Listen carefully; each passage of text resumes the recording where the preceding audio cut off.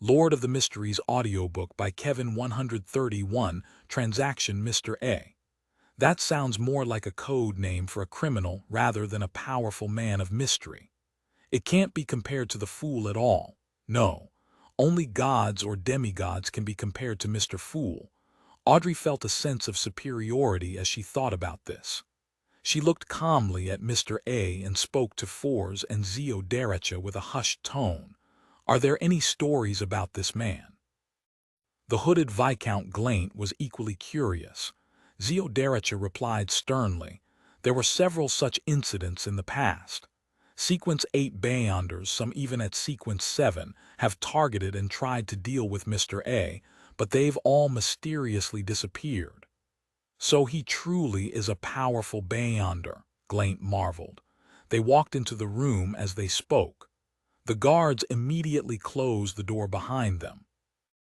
After adjusting to the gas lamp's light in the room, Audrey saw two blackboards with several phrases written across them right in front of her. At that moment, Fours, who had an unlit cigarette in her hand, whispered, "Those are the requests of the members of this gathering. You should be able to understand that many people do not wish for others to know what they possess to avoid being a target of greedy people. Thus they write their requests, or what they are selling, as well as the rough price on the blackboards anonymously." Audrey nodded. She didn't care to observe the members of the meeting. Instead, she shifted her gaze to the words on the left board. "I need a pair of eyes from a mature manhull fish. The dust left behind by vengeful spirits, 165 pounds. 3 pages from Emperor Rosel's notebook, 20 pounds. Audrey couldn't maintain the state of her spectator when she saw that. She was as shocked as she was excited. These prices are too cheap, she thought in excitement and joy. As she walked, her gaze shifted as she saw other notices.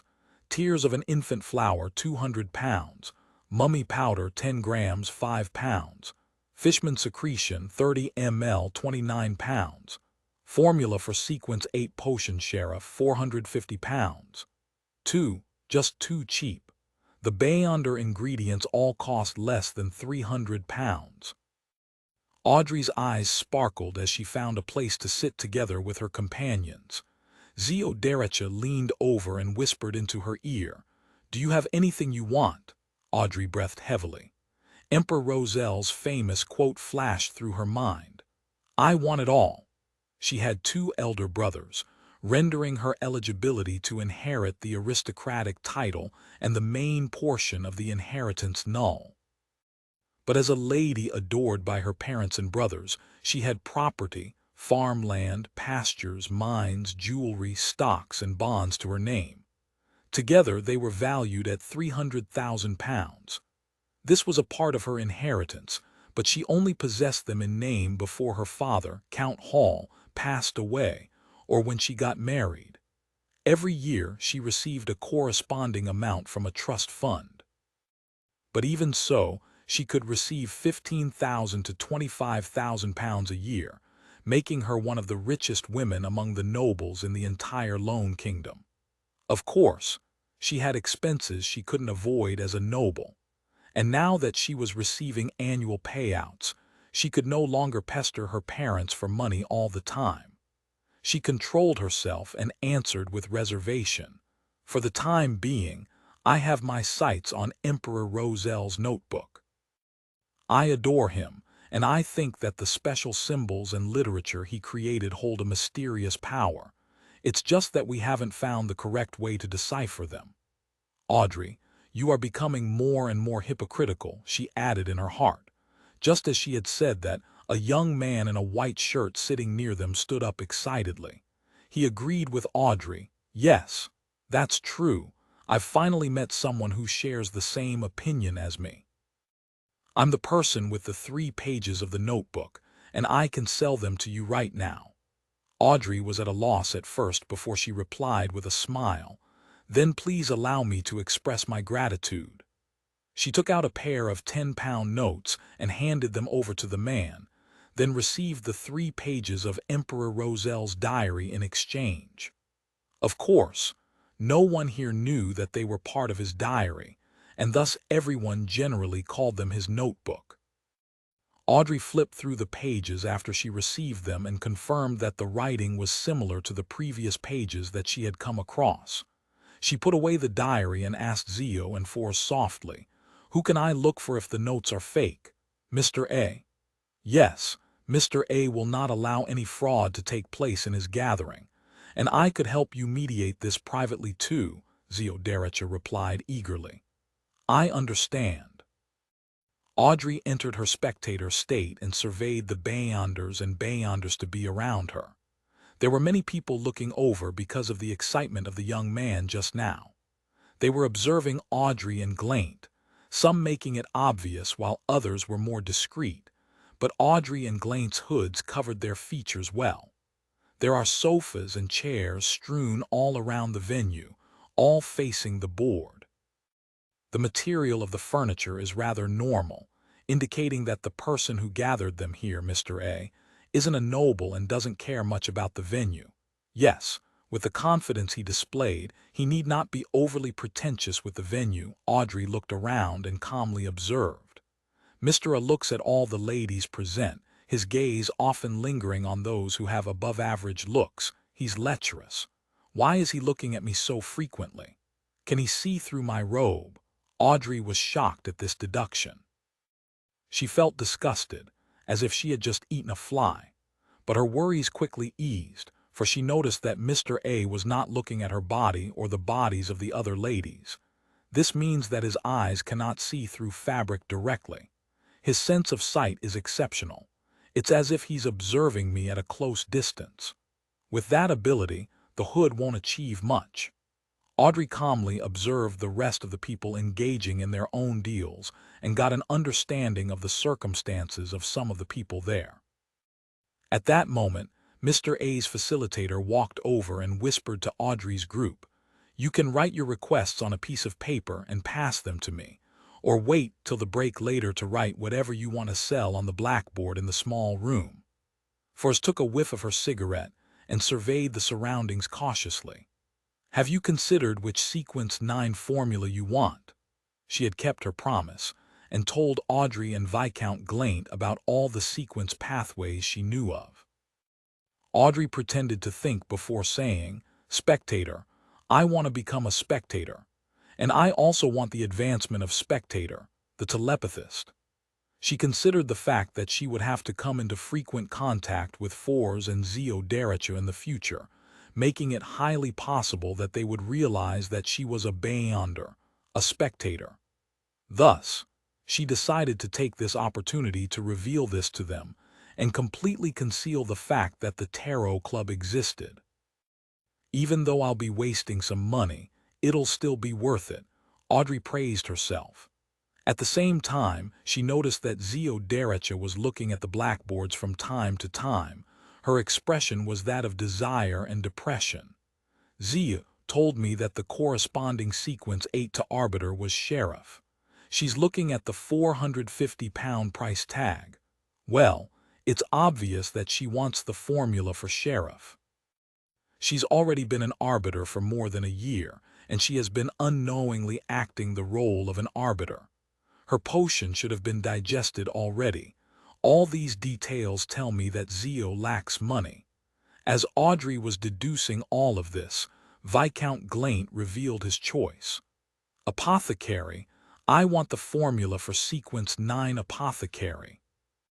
Feeling the gazes from Audrey, Force, and Zio, he explained himself with a chortle. "To me, health and not having to worry about major illnesses and harm is the most important thing. A rational decision. I once dreamed of becoming an apothecary." Force sighed while smiling. She had a rather languid demeanor. After making the decision, Audrey and the rest wrote their requests on pieces of paper and handed them over to the facilitator. They looked on as the facilitator made his way around the venue and asked the other participants, collecting several other slips of paper. This facilitator then shuffled the notes and handed them over to his partner in charge of the blackboards, asking him to transcribe the information onto them. "I need the formulas for potions Spectator and Telepathist. The price will be negotiated face to face." The facilitator would repeat the request 3 times after he wrote it onto the blackboard. If someone was interested, they could apply for a room in secret. There would be facilitators helping them complete the deal. After waiting for a while, Audrey and Glaint didn't receive a request for a deal. They were rather disappointed. At this moment, a facilitator walked over to Audrey's side and handed her a folded piece of paper. "It's from Mr. A," the facilitator said softly. Audrey unfolded the slip of paper and took a look. "Are you interested in the formulas of other Sequence 9 potions?" Audrey curled the ends of her mouth disdainfully and wrote on a blank spot, "I am only interested in Spectator." She folded the piece of paper and handed it back to the facilitator, then watched as he passed it back to Mr. A. Mr. A took a glance and didn't say anything, continuing to look over the rest of the members silently. But Audrey sharply noticed that he had secretly burned the piece of paper and allowed the ashes to fall to the floor. 15 minutes later, Mr. A said, "Now we will have a break. You can interact with other participants freely." At this moment, the young man who sold Emperor Roselle's diary approached Audrey and said in excitement, "I have already deciphered a portion of the Emperor Roselle's special characters and tattooed them onto myself, allowing me to gain some remarkable abilities. Are you interested?" Audrey suddenly recalled that she had asked Mr. Fool if the special characters in the Emperor Roselle's diary possessed any unique abilities. Mr. Fool's answer was that they were useless unless a deity suddenly took interest in them. She looked at the young man in front of her and thought for a moment. She then probed, "What remarkable abilities?" The young man answered excitedly, "I have become stronger and more healthy." Audrey looked at him in pity. "I'm sorry, I have more trust in my own research." In the remaining time, she continued observing those who came to this gathering, but didn't obtain any more information. All she had was a rough deduction that some of them were doctors or lawyers, ordinary occupations. Audrey and the rest left the venue after another half an hour and returned to Viscount Glaint's mansion as they waited till the ball ended. Audrey returned home at about 10 that night. She was about to get her maidservant to prepare some hot water when she saw her dog Susie shoot her a look. "My dog just shot me a look." Audrey's emotions became complicated. 132 meeting the monster again, she found an excuse for her maidservant to leave them alone temporarily. Audrey locked the door and looked back at her golden retriever, Susie, who she wasn't sure could still be considered as her pet. "You heard, or came across something." Susie sat steadily and howled, reverberating the air around her. "Yes, I heard the Count's discussion with a few members of Parliament in the study. They said that the King and the Prime Minister came to a mutual agreement. They will give up their revenge plan on the Fasak Empire in Balam's East Coast for the time being." "Where's Balam's East Coast?" Susie's terrifying speed at grasping loan made Audrey feel mixed emotions. She fell silent for a few seconds before she said, "I'll give you a map tomorrow." "Okay, Tilda," Susie replied in delight. The King and the Prime Minister believe that presently the most pertinent task is to push for the Reformation, which will allow civil servants to be selected via examination. They hope to pass the bill through the House of Lords and the House of Commons before October. "Really?" Audrey asked, pleasantly surprised. That was the first matter that she had managed to secretly guide after she became a spectator. Turning it into reality would give her a sense of achievement. Susie answered frankly, "I can't give you a definite answer. This is just what I've heard. I couldn't even fully understand what they meant. After all, I'm a dog that just started to learn." Audrey was stunned for a moment before she beamed and said, "Susie, you did well. This is your reward." She took out a bag from a lavish cabinet, tore open the seal, and placed it before Susie. It was a dog biscuit produced by the Backlund Pet Care Company, which was made of flour, vegetables, meat, and water. It was a snack that Susie really liked. Susie sat straight and sniffed. She waved her paw, seemingly deciding how she was to consume it to suit her present identity the best. After a few seconds, she gave up thinking, adhered to her instinct, and leaped forward. She grabbed the bag of snacks and ran outside. She stood on her hind legs and opened the door with one claw, then ran out and hid in the shadows and began enjoying her snack. On Sunday, Klein didn't wake up until the afternoon because he had spent the night on duty at Channy's gate. Klein took the trackless public carriage and arrived at Evil Dragon Bar. He had previously planned to use divination to find Monster Ademisol and determine the reason for his recent oddity. However, he was interrupted by the loss of control of a mandated punisher and could only reschedule it to today. He went through the billiard room and entered the underground market. Klein didn't need to search, for he immediately saw Ademisol shivering in a corner. When the pale-looking young man with black, messy, oily hair sensed Klein's approach, he suddenly covered his eyes and leaned against the wall in an attempt to move towards the side door. Klein quickened his pace and blocked Ademisol from leaving. He tapped the left molars twice secretly. In his spirit vision, Ademisol's aura appeared rather unhealthy. All the colors seemed dim. In other words, although he didn't have any major diseases, his body was very weak.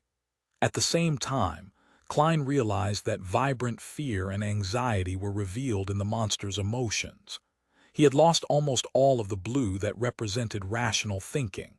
The surface of his astral projection extended from the depths of his ether body.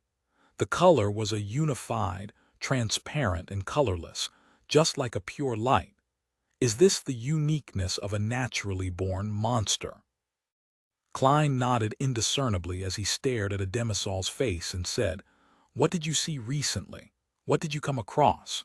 Why are you hiding in a corner and quivering while saying that there are all corpses and that everyone is dead?" Ademisol lowered his head and looked towards his toes. It seemed like he didn't dare to look directly at the person before him. He was shivering almost violently in his grayish-blue trousers and ragged linen shirt. He replied in a fluster, "No, I didn't see anything. And no, I only had a dream. There's blood everywhere in the dream and corpses scattered everywhere. Haha, boo-hoo, I was among the corpses. I was there, I'm gonna die, I'm gonna die. I don't want to die, I don't want to die." He laughed and he cried. His reply confused Klein. Klein massaged his temples and lowered his voice to ask again, "Why are you afraid of me?" Ademisol was taken aback for a few seconds when he suddenly squatted down. He yelled in extreme fear, "No, no." Everyone looked over and Klein suddenly felt awkward. "I didn't do anything to you, why are you screaming as though something happened?" He laughed dryly. He saw that Ademisol had curled up in a trembling fetal position. Besides begging for mercy, he didn't say anything else. Klein had no choice but to distance himself and pretend that he was just passing by. Maybe I should ask Mr. Azek for advice. But he just went on vacation to the northern part of the Fasek Empire last week, and he'll only return next Thursday or Friday. Before that, I have to first report to Captain. Klein covered his mouth as he yawned. He turned and left the underground market. After he got his salary that week, his private stash returned to £8.10 solely. However, truly rare Bayonder ingredients were so expensive that he could only window shop. Of course, if he wasn't afraid of the high interest, he could get a short-term loan from Swain. When he exited Evil Dragon Bar and waited for the public carriage, Klein considered the future developments. In another week, the £12 from my advance salary at the beginning will be cleared. The money that I bring home will finally reach £3 a week. Melissa will have no excuse about delaying the hiring of a maidservant.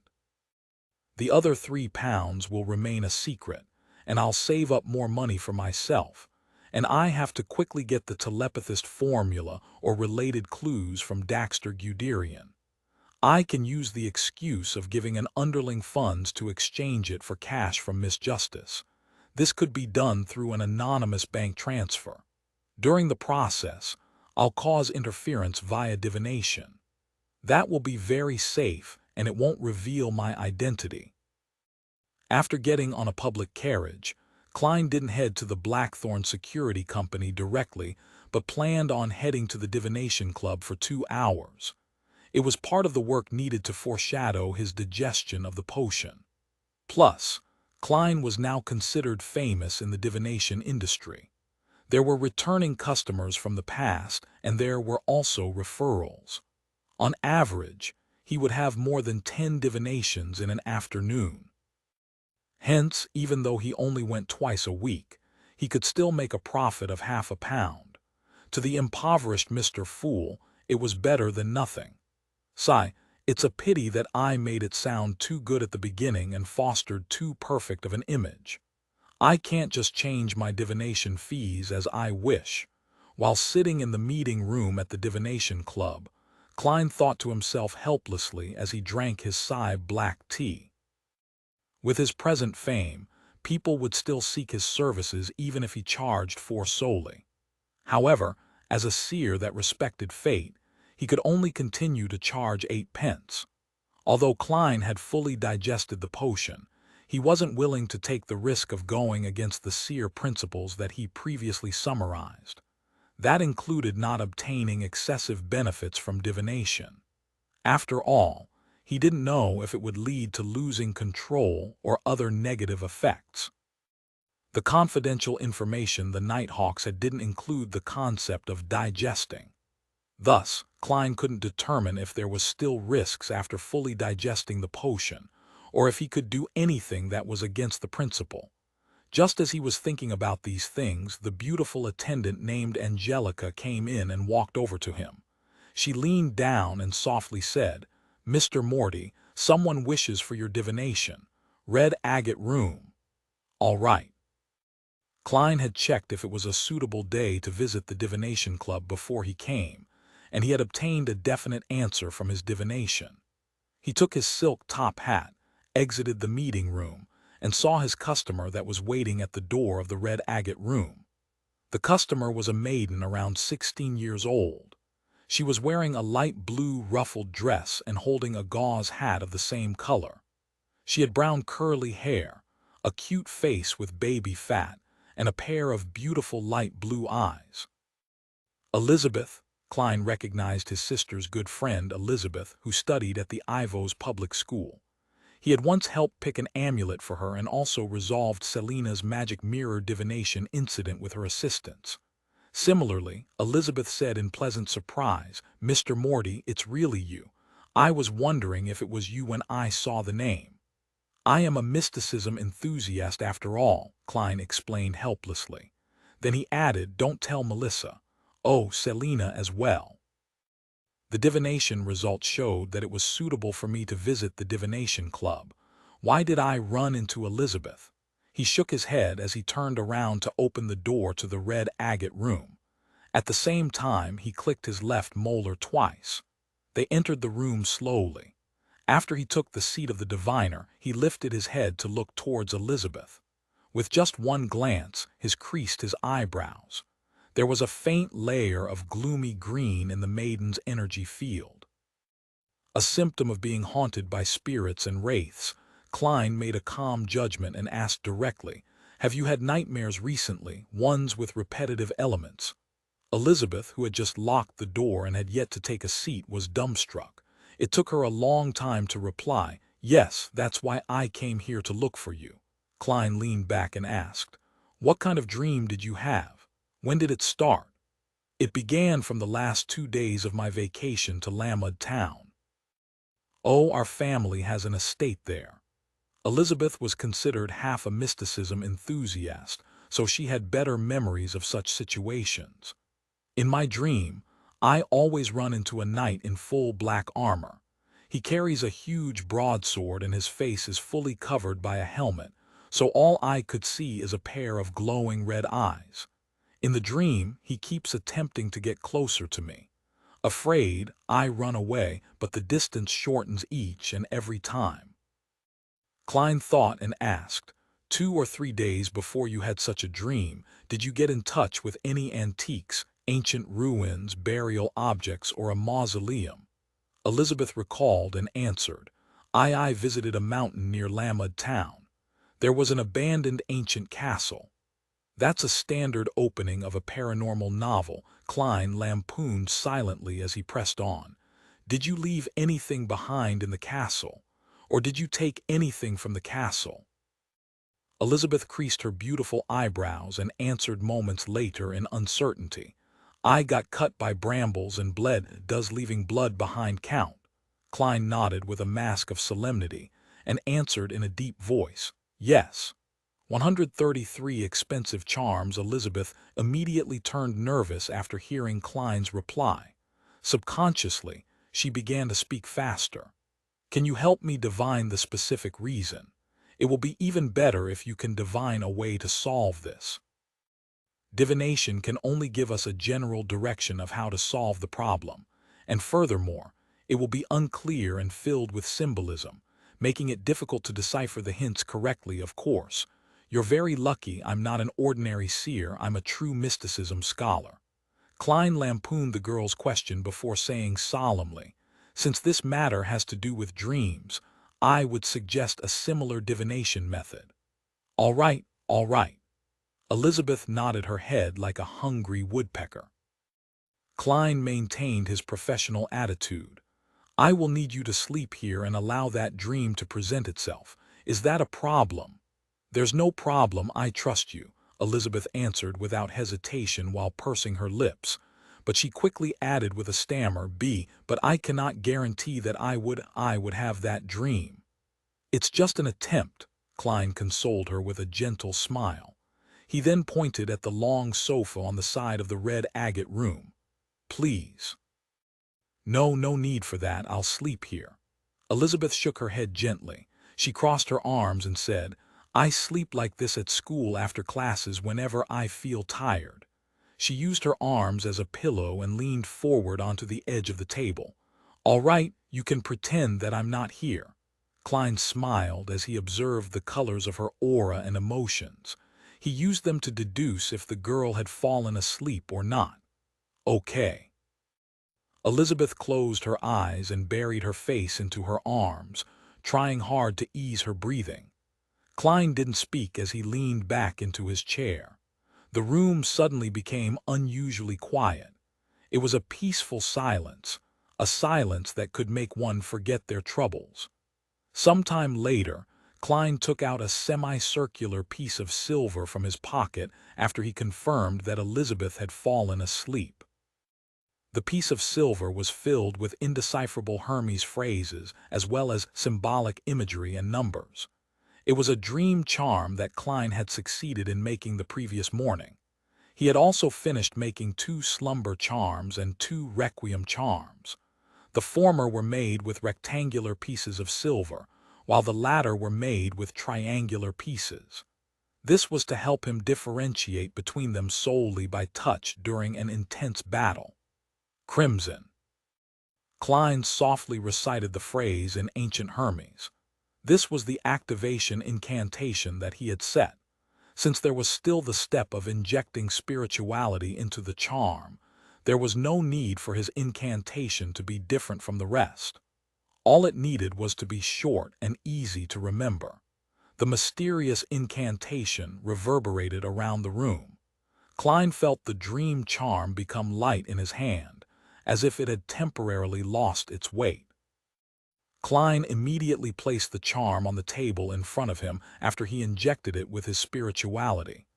A transparent flame leapt up silently, enveloping the charm and became a deep, serene black. The black flame spread quickly, enveloping Elizabeth and Klein. Klein seized the opportunity to enter his state of cogitation. He used his spirituality to look at the illusory spherical light in front of him. The spherical light was surrounded by a boundless darkness, making it seem exceptionally lonely. Klein didn't dare delay any further as he emitted his spirituality, allowing it to touch the illusory ball of light. Silently, the scene around him started to coruscate and warp, but it quickly settled into a yellowish-brown plain. The plain was littered with the corpses of horses and humans. Fresh blood and weapons could be seen everywhere. Elizabeth was wearing a regal gown with engajantes and a fishnet hat. She was looking around, lost. She quickly saw Klein's figure and revealed a look of surprise and joy. "Mr. Morty, we meet again.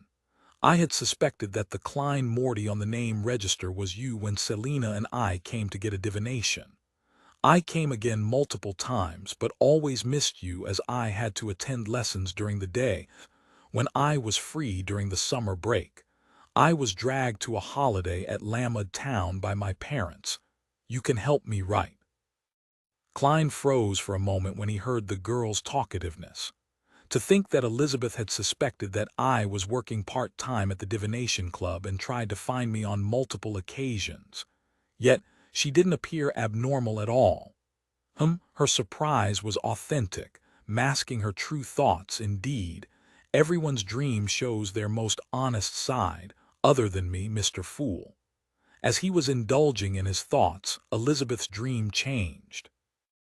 A tall knight, about 1.9 meters in height, was walking toward them, dragging a broadsword which was scraped the ground. This knight was dressed in black armor. The metallic sounds of metal colliding could be heard with his every step. Two blobs of red light akin to flames peeked out from the slit of his faceplate. They were staring at Klein and Elizabeth intently. The will of a wraith, still not at the stage of an evil spirit. Klein, who was in his spirituality state, didn't need to activate his spirit vision. According to the classifications based on the Nighthawk's confidential information, the feelings of vengeance and injustice left behind by spirits were the weakest and easiest kinds of souls to deal with. Following those were shadows and wraiths. Evil spirits were the most difficult soul-like creatures to deal with. The most horrifying of evil spirits were said to be as strong as high-sequence beyonders. With this in mind, Klein took a step forward, blocking Elizabeth behind him. He then stomped down with his foot and shattered the dream. Multiple specks of light scattered like fireflies. Klein's spirituality returned to his body, allowing his eyes to once again adapt to the darkness of the red agate room. He saw the tools needed for divination placed around the table, as well as the dream charm that had almost finished burning. Klein felt the pinch when he saw this. Charms in the Evernight Goddess's domain were all made using pure silver, so it pained his heart. Using these charms is akin to burning money. Even if I don't account for my labor costs, the materials alone already average to about 6 to 8 soli per charm. Well, he felt a little more at peace when he thought of the beyonders from the Church of the Eternal Blazing Sun. After all, they burned gold. The corresponding metal for the sun was gold. Elizabeth groaned softly and slowly woke up before straightening her posture. She glanced furtively at Klein and asked, "Mr. Morty, were there any results from your divination?" "Yes," Klein nodded seriously. "Your nightmare should disappear in no more than a week. I will report this to the captain and get him to send someone to deal with it at Lamud Town," Klein added in his heart. "Really? That's great, thank you, Mr. Morty." Elizabeth became excited. She then suddenly creased her brows. "What's the matter?" Klein asked in concern. "Nothing. I just remembered that I have to go home now." She slowly took out a single soli bill that she had prepared and placed it on the table. She then grabbed her hat and bade goodbye to Klein a little hesitantly. After leaving the red agate room, Elizabeth walked toward the stairs outside the door. She flailed her arms after she confirmed that no one was watching and groaned softly, "Pins and needles. How numbing." In the Blackthorn Security Company, Dunn rubbed his forehead as he looked at Klein. "Did you suddenly return because you came across another supernatural incident? Hey, Captain, what's with that tone of disparagement?" Klein cleared his throat and answered without hesitation, "Yes." "What's the matter this time?" Dunn Smith rubbed his forehead again. Klein organized his words and replied, "Two things. For the first incident, I discovered Monster, a demisol hunched in a corner, shivering in fear when I was buying materials for my charms at the underground market. When he said that, he hinted heavily that he needed a reimbursement for the materials." Klein couldn't mention the fees for the detective he employed to find Daxter Guderian, for it involved the Red Chimney. He deeply regretted not employing separate detectives. Dunn seemed to fail to read between the lines as he nodded slightly. What happened to Ademisol? Klein exhaled silently and described in detail. Ademisol had a dream. He dreamed that there were corpses and blood everywhere. One of the corpses was his, and thus he became very frightened. Dunn thought for a moment before asking slowly, "As a seer, what do you think it symbolizes?" "A disaster. A disaster that spans a wide area, but I have no information other than this." Furthermore, not everything in Ademisol's dream might have a symbolic meaning, Klein said while deliberating his words. "I will report this to the Holy Cathedral and see what they have to say." Dunn shook his head and said in a self-deprecating manner, "This isn't something I have expertise in." Klein didn't have any other ideas either. He changed the subject and spoke about the wraith harassment Elizabeth faced. "Lamed Town, is that lady a believer of the goddess?" Dunn asked. "Yes." Klein gave an affirmative answer. "Then there should be no problems. Let's head over to Lamed Town now and try to get dinner there. Oh, and bring Fry along. His abilities should prove useful if the incident involves corpses and ghosts." Dunn massaged his temples and tried his hardest to contemplate whether he had forgotten anything. If Elizabeth wasn't a believer of the Evernight goddess, then they would have to hand her over to the mandated punishers or the machinery hivemind according to her faith.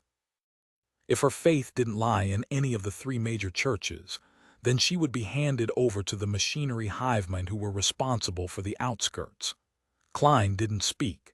He waited silently for a while before finally hearing Dunn add, "Also, we have 3 men on the mission. We can request to use sealed artifact 3782. 3782. After a minute, Klein recalled that the sealed artifact was called the Mutated Sun Sacred Emblem. This sacred emblem's Beyonder influence seemed to be able to last a long time.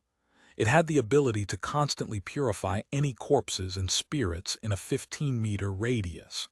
However, it had the drawback of purifying the soul of a commoner at the same time. Research data indicated that if a normal human were to stand within its radius for an hour, they would become an idiot that only knew how to praise the sun. The limit for Beyonders was 6 hours. As for ghosts and corpses, they would scatter in less than a minute.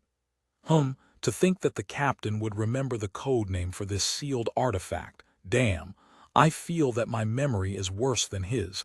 Klein suddenly froze, nearly wanting to hang himself. Dunn Smith leaned back and looked at Klein with his deep gray eyes. "You went to the divination club again today. Did you feel any changes over the past 2 days?" 134. It's been more than a minute, Captain. That's the exact question I wanted you to ask. Klein nodded seriously. "I feel even better. I even believe that I can pass the Holy Cathedral's examination right now. It's a kind of feeling and confidence that can't be described with words." Realizing that his answer could be a little vague, he couldn't help but add, "Perhaps the name of a potion is really crucial. When I strictly followed the seer principles that I derived and acted as a fortune-teller, everything became perfect and easy. Yes, I can now activate my spirit vision with an even more inconspicuous manner." Dunn creased his eyebrows slightly as the light in his eyes converged. He muttered, seemingly deep in thought, the name of the potion. After about 10 seconds, he looked at Klein again. "Do you need to return and inform your family? Sunday is the 2nd day after your duty at Channy's Gate. You're supposed to get some rest." Taking into consideration the fact that Elizabeth was a good friend of his sister, and that he had promised that the problem would be solved within a week, Klein answered without hesitation, "We don't have to waste time. After we set off, just get the carriage to take a turn by Daffodil Street." "All right. Get Fry while I fill out the application form to get sealed artifact 3782 out." Dunn pointed at the break room diagonally opposite. Fry was a corpse collector, so he didn't possess the abundant energy of a sleepless. If he was free, he would take a nap. Filling in the application form yourself, approving it yourself, and collecting it yourself, Captain. Our management system is quite flawed. Klein lampooned silently before he retrieved his hat and exited Dunn's office to knock on the door diagonally opposite. After Klein knocked thrice, Fry opened the door and looked at Klein with undisguised puzzlement. "What's the matter?" As he was taking a nap, his hair was messy and his shirt was untidy. His cold and gloomy temperament faded quite a bit. However, he still looks like a dead person that climbed out of his coffin. Klein hid his smile and answered seriously, "There's a case that involves wraiths. The captain wishes for your assistance." "Okay." Fry lifted his hand subconsciously to smooth out his messy hair, returning him to the cold person that kept the living at bay. After he dressed up, the two of them waited by the sofa in the reception hall. The surroundings warmed up after another 7 or 8 minutes, as though the area was being exposed to sunlight. Immediately following that, they saw Dunn Smith walk through the partition while he held in his hand an ancient badge about half the size of a palm. The badge had a dark gold luster and was engraved with the symbolic signs of the sun and lines that extended to the edge. It was the sealed artifact 3782 from the Intis Republic, originally named the Mutated Sun Sacred Emblem. The Intis Republic was the country that Roselle transformed from an empire into a republic before turning it back into an empire. Now, it had established itself as a stable republic and was located on the west coast of the northern continent. Its border with the Lone Kingdom included landmarks like Midseashires, the Hornicis mountain range, and so on. Since the establishment of Intis as a nation, the Church of the Eternal Blazing Sun had repressed the Church of the God of Craftsmanship, which later became known as the Church of the God of Steam and Machinery. With it being the main religion of the country could also be referred to as the Kingdom of the Sun. "Let's set off. Fry, you'll drive. Seer can't withstand the purification of the sacred emblem for too long," Dunn reminded them calmly. Seer Francis was a clerk who was in charge of purchasing and collecting supplies. He was also their driver, but he was just an ordinary person. He couldn't stay more than an hour within a 15-meter range of sealed artifact 3782. The journey from Zoudelan Street to Lamud Town, according to Klein's understanding, would require at least 2.5 hours. That didn't include the time to detour to Daffodil Street. All right. Fry didn't object but checked if he had his personal items with him. When the rays of the setting sun dyed the pinnacle of the town's cathedral, the Nighthawk's carriage finally arrived at Lamud Town. The town was located at the northwest edge of Tingen. Many buildings still had the unique characteristics of the era before the age of steam. There were nearly 0 factories, and the nearby villages engaged in commercial trading. After they stopped the carriage, Dunn looked at the hair salon opposite and said, "I asked one of the locals earlier. It only requires a 15-minute walk from here to the castle ruins on the mountain. It said that it belonged to a feudal lord who ruled during the 4th epoch. However, no one knows what happened after that. Of course, their description is merely a local myth. Yes, let's go over now and deal with that wraith before the sky turns dark.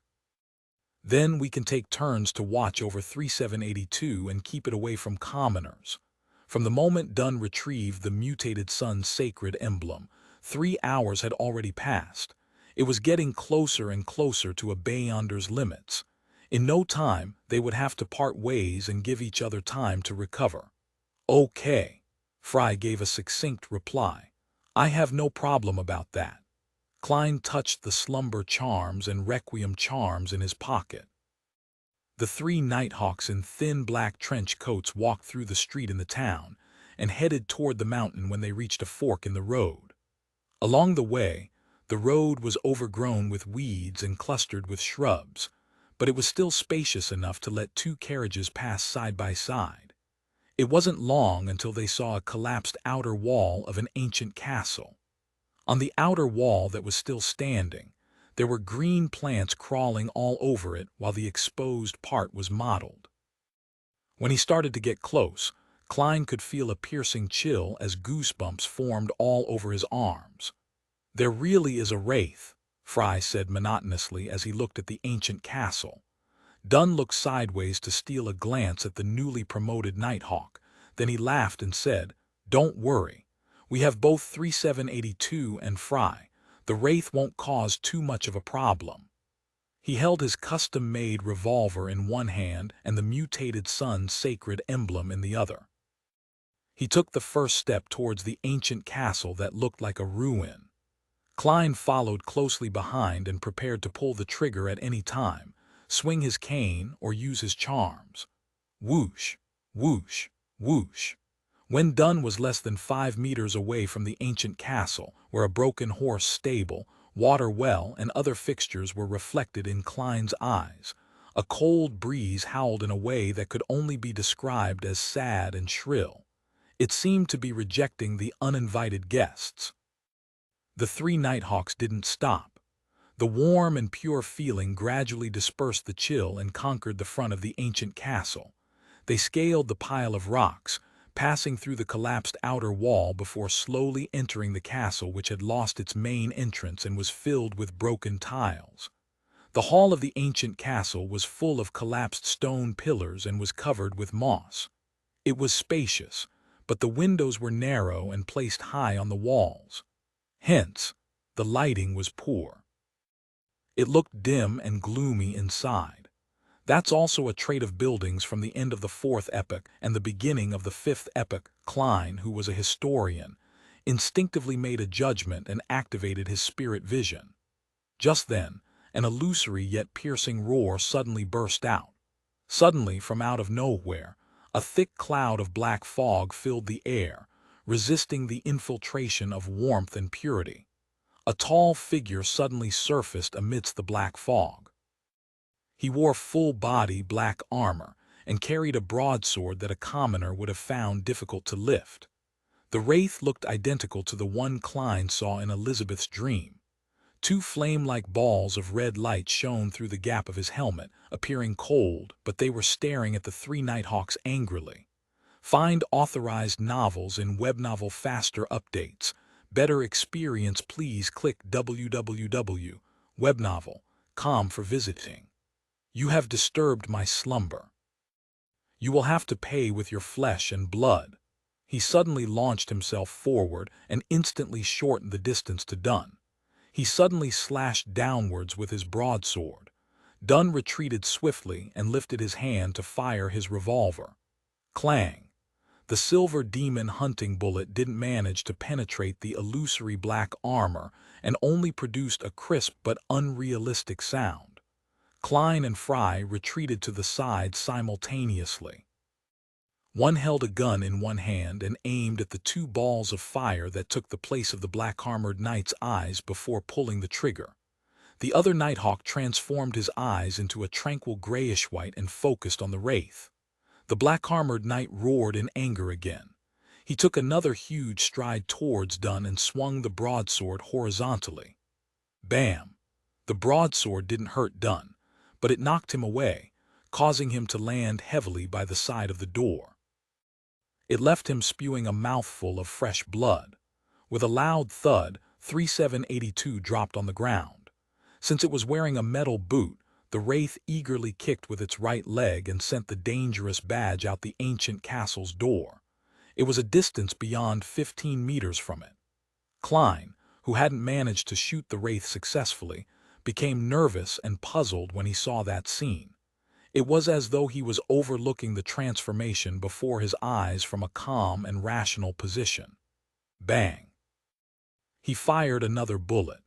The silver demon hunting bullet hit the wraith's helmet and produced sparks, but there was no obvious damage. "Right gauntlet!" Fry shouted. He was always cold and gloomy, but now his tone was filled with anxiety. No sooner had he finished talking, he lifted his revolver as well and aimed at the wraith's right metal gauntlet. Bang! Bang!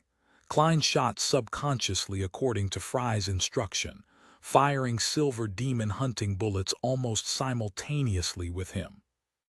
This time, the wraith didn't block it with his armor but raised his broadsword and struck the 2 bullets away. Bam! He took a stride and charged at Klein, colliding with him directly. As Klein flew out, he saw his chest cave in, saw himself spitting blood, but he didn't feel uncomfortable, not one bit. He suddenly snapped out of his daze, fell on the ground, rolled about, and screamed. Suddenly, the ancient castle, the wraith, the collapsed pillars, and the moss floor shattered eerily. Everything returned to black fog in the air, just like when the black-armored knight first appeared. The only difference was that Dunn held both his fists tightly, bowed slightly, and his gray eyes were dark and deep.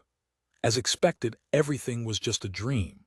Captain pulled the wraith, Fry, and I into his dream at the same time.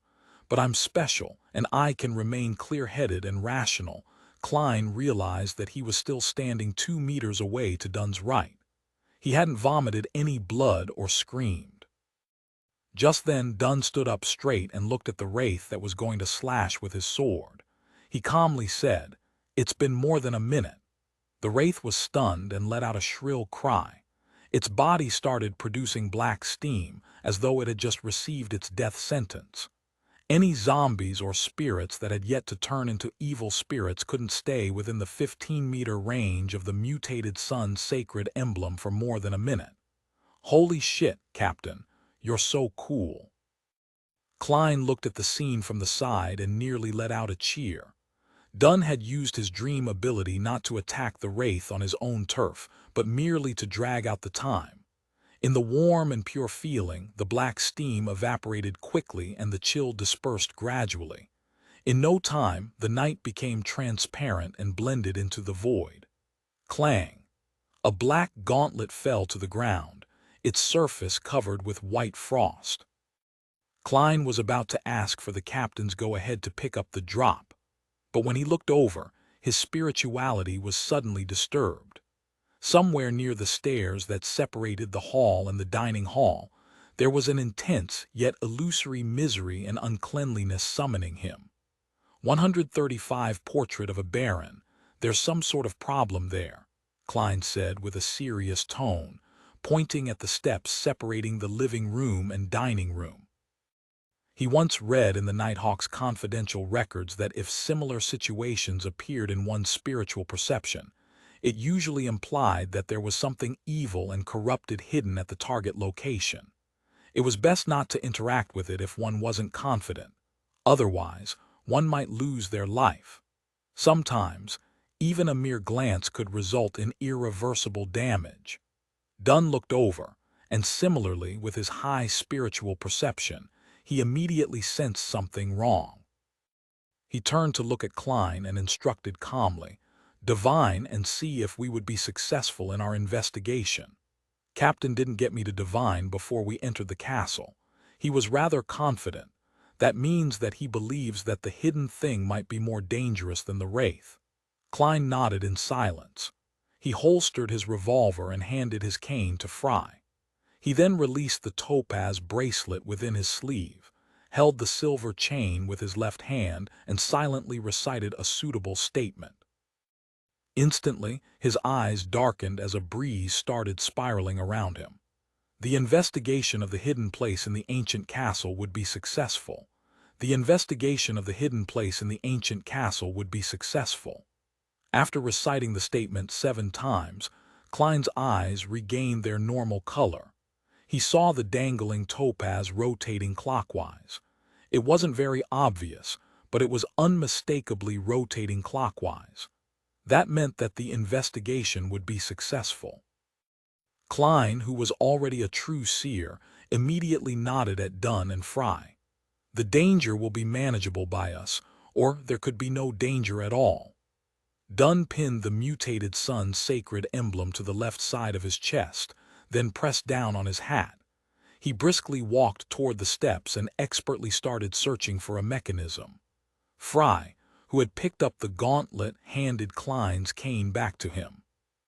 He grabbed his revolver and cautiously scanned the surroundings. as if he was afraid that an enemy would suddenly appear. I'm still not professional enough. As a night hawk, Klein geared himself up and took out his revolver and turned alert as well. A few minutes later, it was unknown what the kneeling Dunn Smith triggered as heavy sputtering sounds emanated from the staircase. The floor split open, revealing a set of steps heading down. A cold and corrupted vibe emanated, seemingly condensing into something corporeal. Dunn glanced over and removed sealed artifact 3782 from his chest. He tossed it directly into the trap door. After a few clanks, it was unknown where the mutated sun's sacred emblem stopped. If there are dead spirits within, they would definitely toss 3782 back out. That would be interesting. Klein stared at the stairs and waited patiently. The lingering sinister and corrupted feeling soon dissolved away like snow meeting the sun. Warmness and purity blanketed the entrance of the trap door. Klein, go down with me. Fry will stay here and prevent other enemies from destroying the mechanism. Dunn made an experienced decision. All right. Klein didn't shrink back from the task. He took 2 steps forward and arrived next to Dunn. Fry nodded, not letting his guard down. Dunn went down first, his footsteps reverberating in the silence. He didn't prepare any sources of light. For a beyonder that went down the sleepless pathway, the darkness was not an obstacle but a blessing. Their vision wasn't hindered by such an environment. After taking a few steps down, Dunn suddenly turned around and looked at Klein.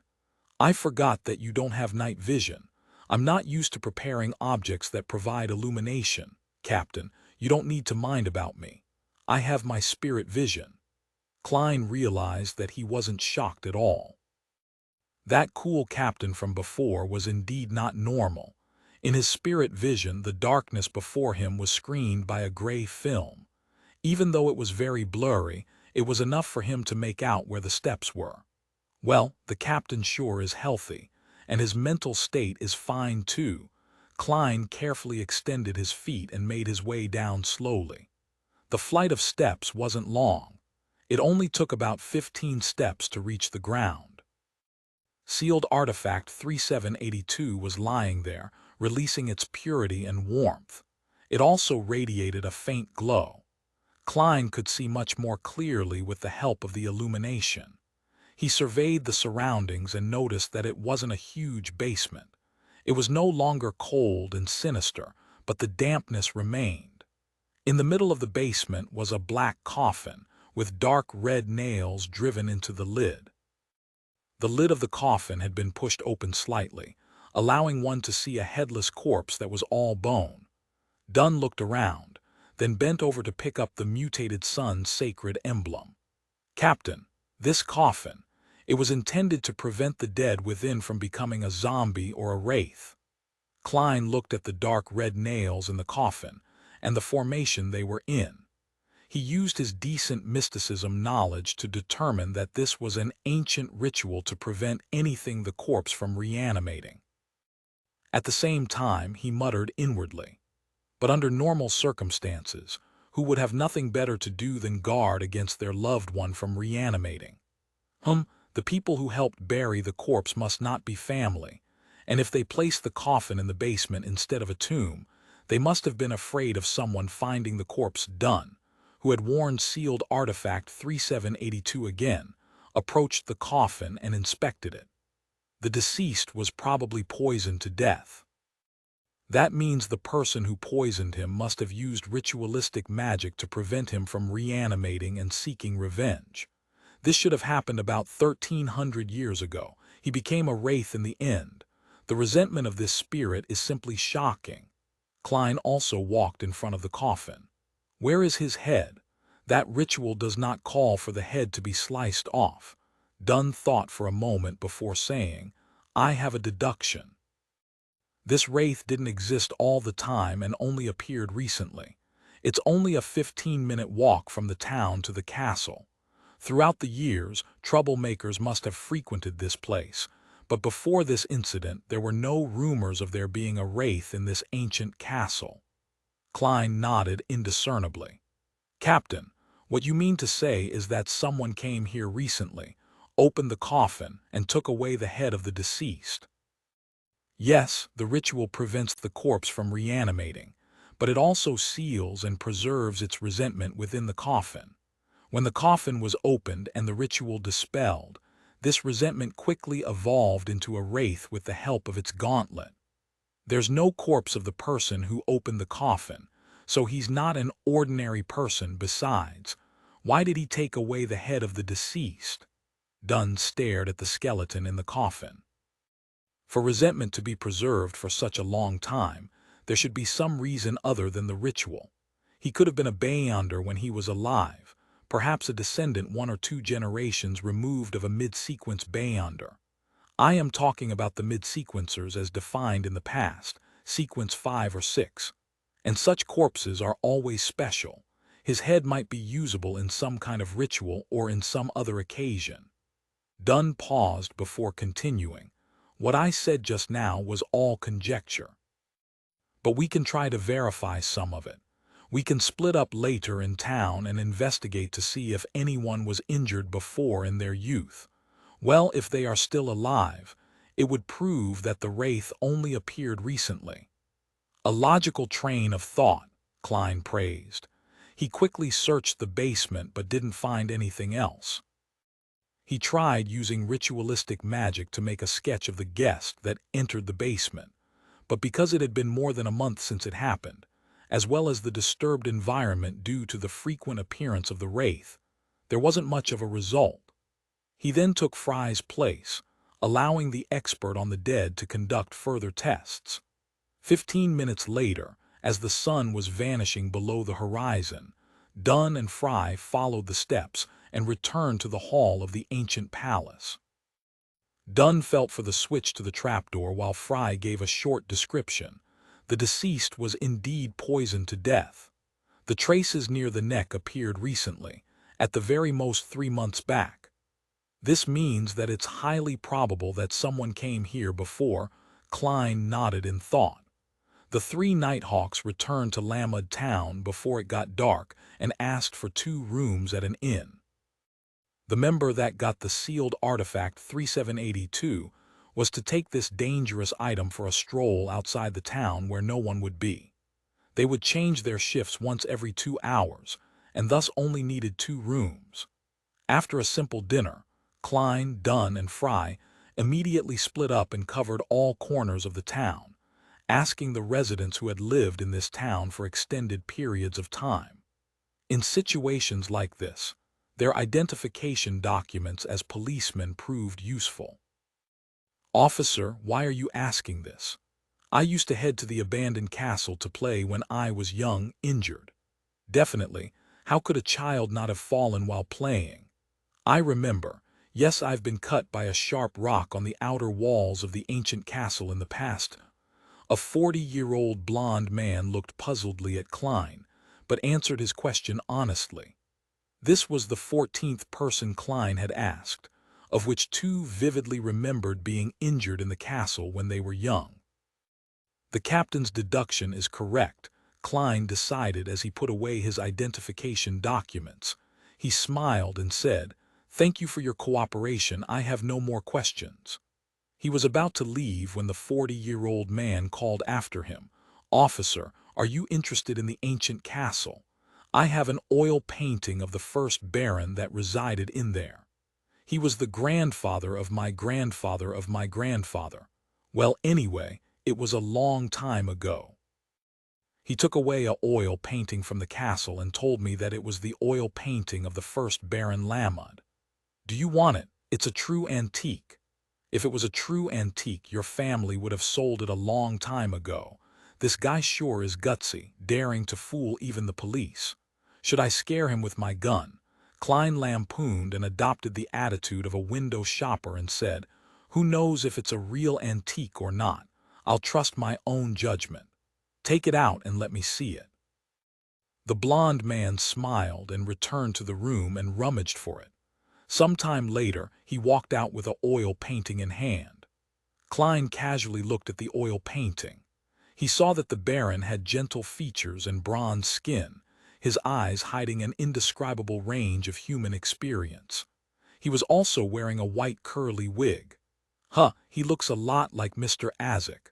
Klein's eyes suddenly opened wide, his gaze subconsciously falling below the right ear of the Baron. He then looked at the unremarkable mole near the ear. The position of the mole was exactly the same as Mr. Azek's mole.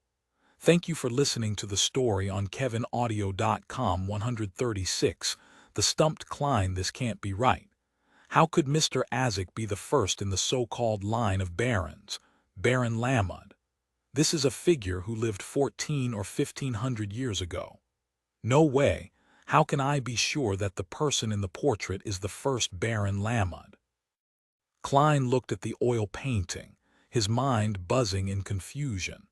It was like everyone around him had become monsters or a dream where the entire world was filled with gods. He looked up and stared at the blond, middle-aged man. He extended his hand to grab his revolver from his armpit holster and said in a deep voice, "This is not an antique. If you don't clarify the situation, I will arrest you and charge you with fraud." He didn't care if prosecution fell under the police department. His only goal was to threaten the man to get information. At the same time, Klein clicked his left molars twice to activate his spirit vision. Then he looked at his target's emotional color changes. The blond man jumped in fright and said in a panicked, muffled voice, "No, I'm not sure if it's an antique either. No, I heard that it's an antique, but I don't know much about such things. I really have no idea.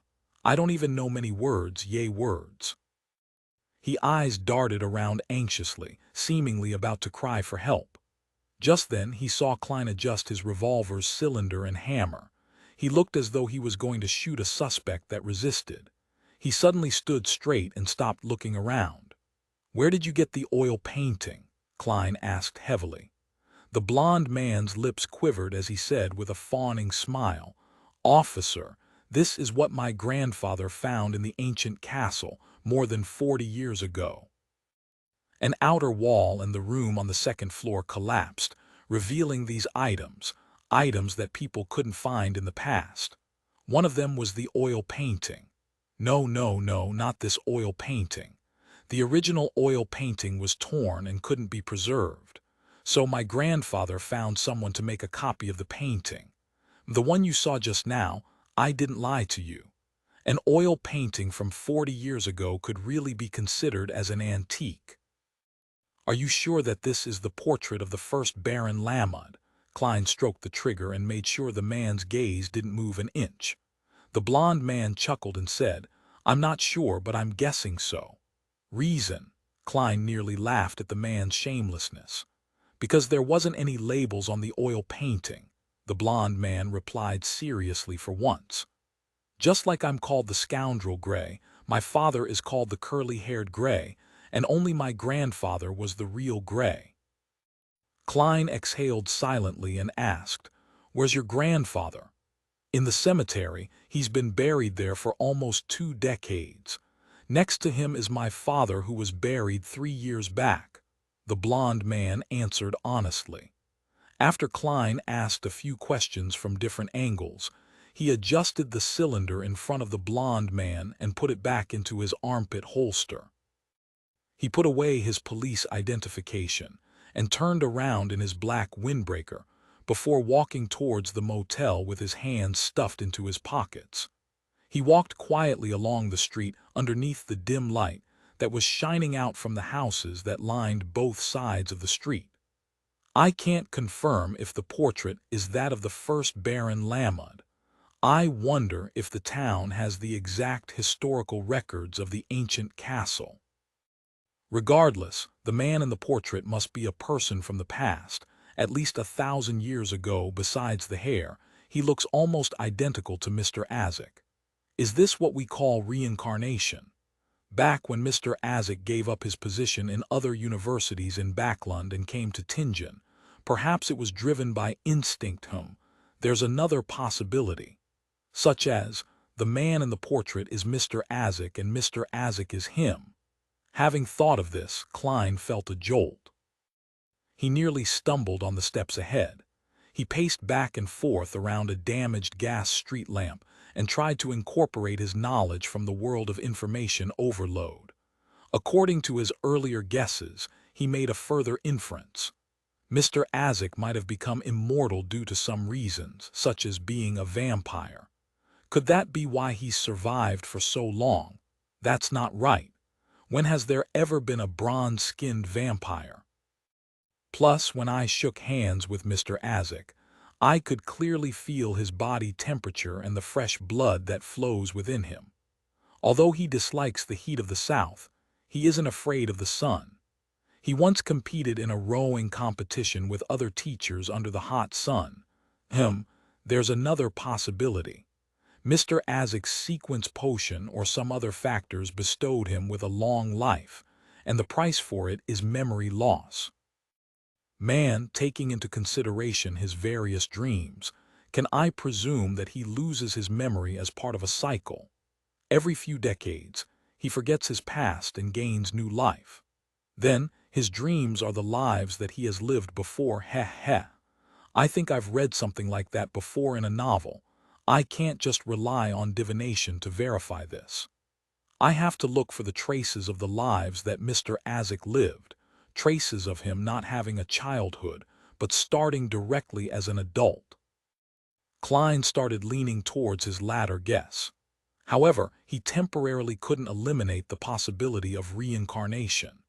He reined in his chaotic thoughts and considered carefully whether he should inform Captain Dunn about it. If Mr. Azek was a beyonder that lived for 1,000 years, his ability would be much stronger than I imagined. He advised me out of kindness. However, it would be hard to say if he will remain kind when I find clues about his past. But Mr. Azek has been nice to me all this time. To involve the Nighthawks would result in a non-trivial possibility of harming him. Sigh. It looks like I must divine this matter in the world above the gray fog. This is the most proper choice for a seer. Klein made the decision and returned to the hotel quickly. Since Dunn and Fry had yet to return, he seized the opportunity to get another room at the cost of one solely. After he entered the room, Klein made a spirituality wall with the assistance of holy night powder. Then he took 4 steps counterclockwise, went through the mad ravings and arrived above the gray fog. The lofty palace stood tall and silent while the ancient, mottled bronze table and 22 high chairs remained the same. Klein took the seat of honor and made a brown goatskin and black fountain pen appear before him. He picked up the pen and wrote seriously, "I should tell Dunn Smith about Mr. Azek." Then he took the topaz pendant from his left sleeve and did a spirit pendulum divination. The spirit pendulum divination resulted in the pendulum spinning counterclockwise, which meant that he shouldn't tell him. Putting down the topaz pendant, Klein thought about it and decided to make an attempt with dream divination, just to be sure. Thus, he changed his divination statement to the result of hiding matters related to Mr. Azek from the Nighthawks. Klein held the goatskin, recited the statement 7 times silently, and leaned backwards to enter a deep sleep. He saw himself in the illusory, blurry, and distant world. He saw that he was struggling while drowning in a sea of blood.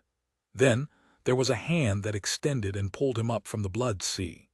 The owner of the hand was Azek with bronze skin and a small mole near his ear. The image shattered and reorganized. Klein saw that he was in a dark and gloomy emperor's final resting place. The surrounding coffins opened one after another. Azek stood next to him, looking forward as though he was looking for something. Just then, Klein exited the dream in an instant and saw the illusory, gray, and boundless fog.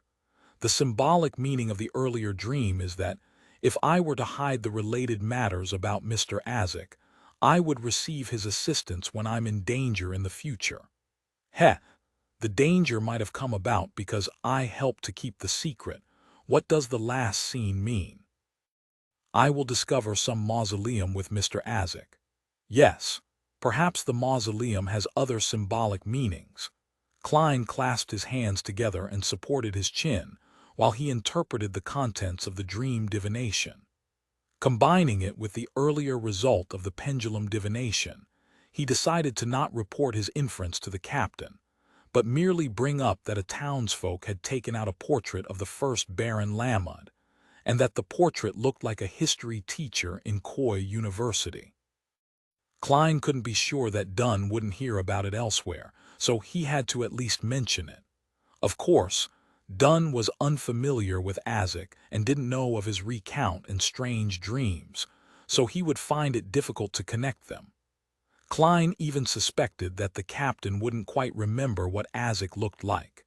Then, he stopped thinking further and planned to leave the world above the gray fog. Just then, he noticed the crimson star that had been silent all this time was twinkling with faint light again. Klein extended his spirituality with interest and saw the young man that spoke Jotun again. He saw him kneeling before a pure crystal ball. The young man was still wearing the black tights that were different from the clothing of countries in the northern continent. His facial features were blurry and distorted, but Klein could faintly see his brownish-yellow hair. He knelt there and prayed with an unusual pain in his tone. Klein leaned sideways to hear. He relied on his beginner-level Jotun and barely understood what the young man was saying. "O magnificent deity, please cast your eyes on this land that you have forsaken. O magnificent deity, please allow us, the people of the dark, be freed from the curse of our destiny. I am willing to dedicate my life to you, using my blood to please you. A land that was forsaken, people of the dark, a magnificent deity." Klein murmured the few key words and suddenly thought of a place that the hanged man had mentioned once. The forsaken land of the gods. It appeared in Roselle's diary too. He even sent out a fleet to search for it, but it was fruitless. Klein squinted his eyes and wondered if he had guessed correctly. He tapped on the edge of the long bronze table with his fingers. After 3 taps, he came to a decision. He extended his right hand and touched the illusory crimson star. The cloud of crimson immediately exploded, and the light flowed in like water. 137 City of Silver, mortuary. Derek stood in front of a flight of stairs as he looked straight ahead with reddened eyes. In front of him were 2 coffins containing his parents. Embedded in a stone plate in front of him was a simple silver sword. The frequent booming of thunder caused the house to shake and the sword to sway. The Berg couple inside the coffins weren't completely dead yet. They struggled to keep their eyes open while making weak attempts to heave for air, but in the eyes of some, the luster of their lives could no longer suppress their irreversible darkening. "Derek, do it." An elder dressed in a long black robe looked at the youth and said in a deep voice with a staff in his hand. The expression of the youth was visibly contorted. "No, no, no." Derek, who had brownish-yellow hair, shook his head repeatedly. He took a step back with every word and finally let out an ear-piercing scream. Thump! The elder struck down his staff and said, "Do you wish for the whole city to be buried along with your parents? You should know that we are the people of the dark who have been forsaken by God. We can only live in a cursed place like this, and all the dead would become horrifying evil spirits. There's no way to reverse it regardless of what we do, other than ending their lives by the hands of a family member." Why?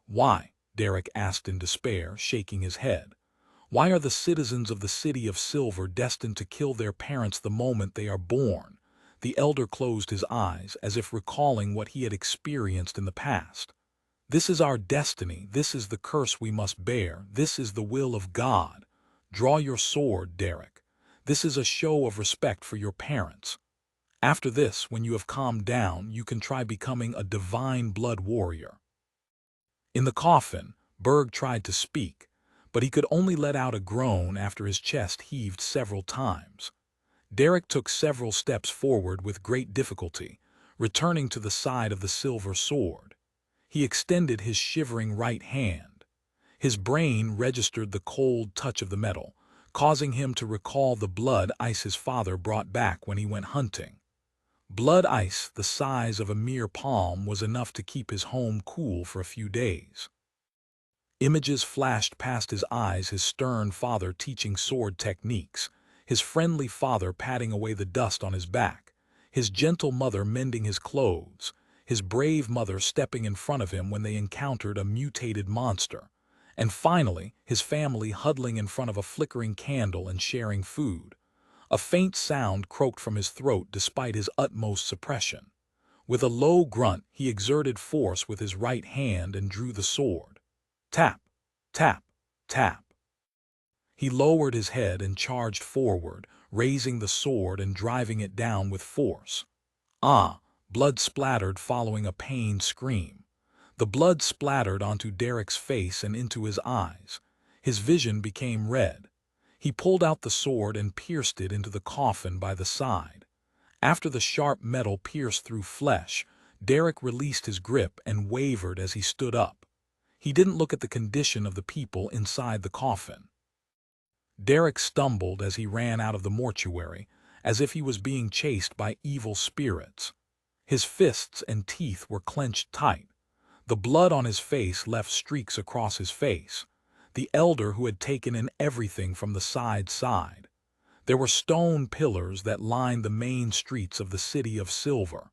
Atop the stone pillars were lanterns, and within the lanterns were unlit candles. There was no sun in the sky here, no moon, no stars, only an unchanging darkness and lightning that threatened to tear apart everything. The citizens of the City of Silver walked along the dark streets with the illumination of the lightning.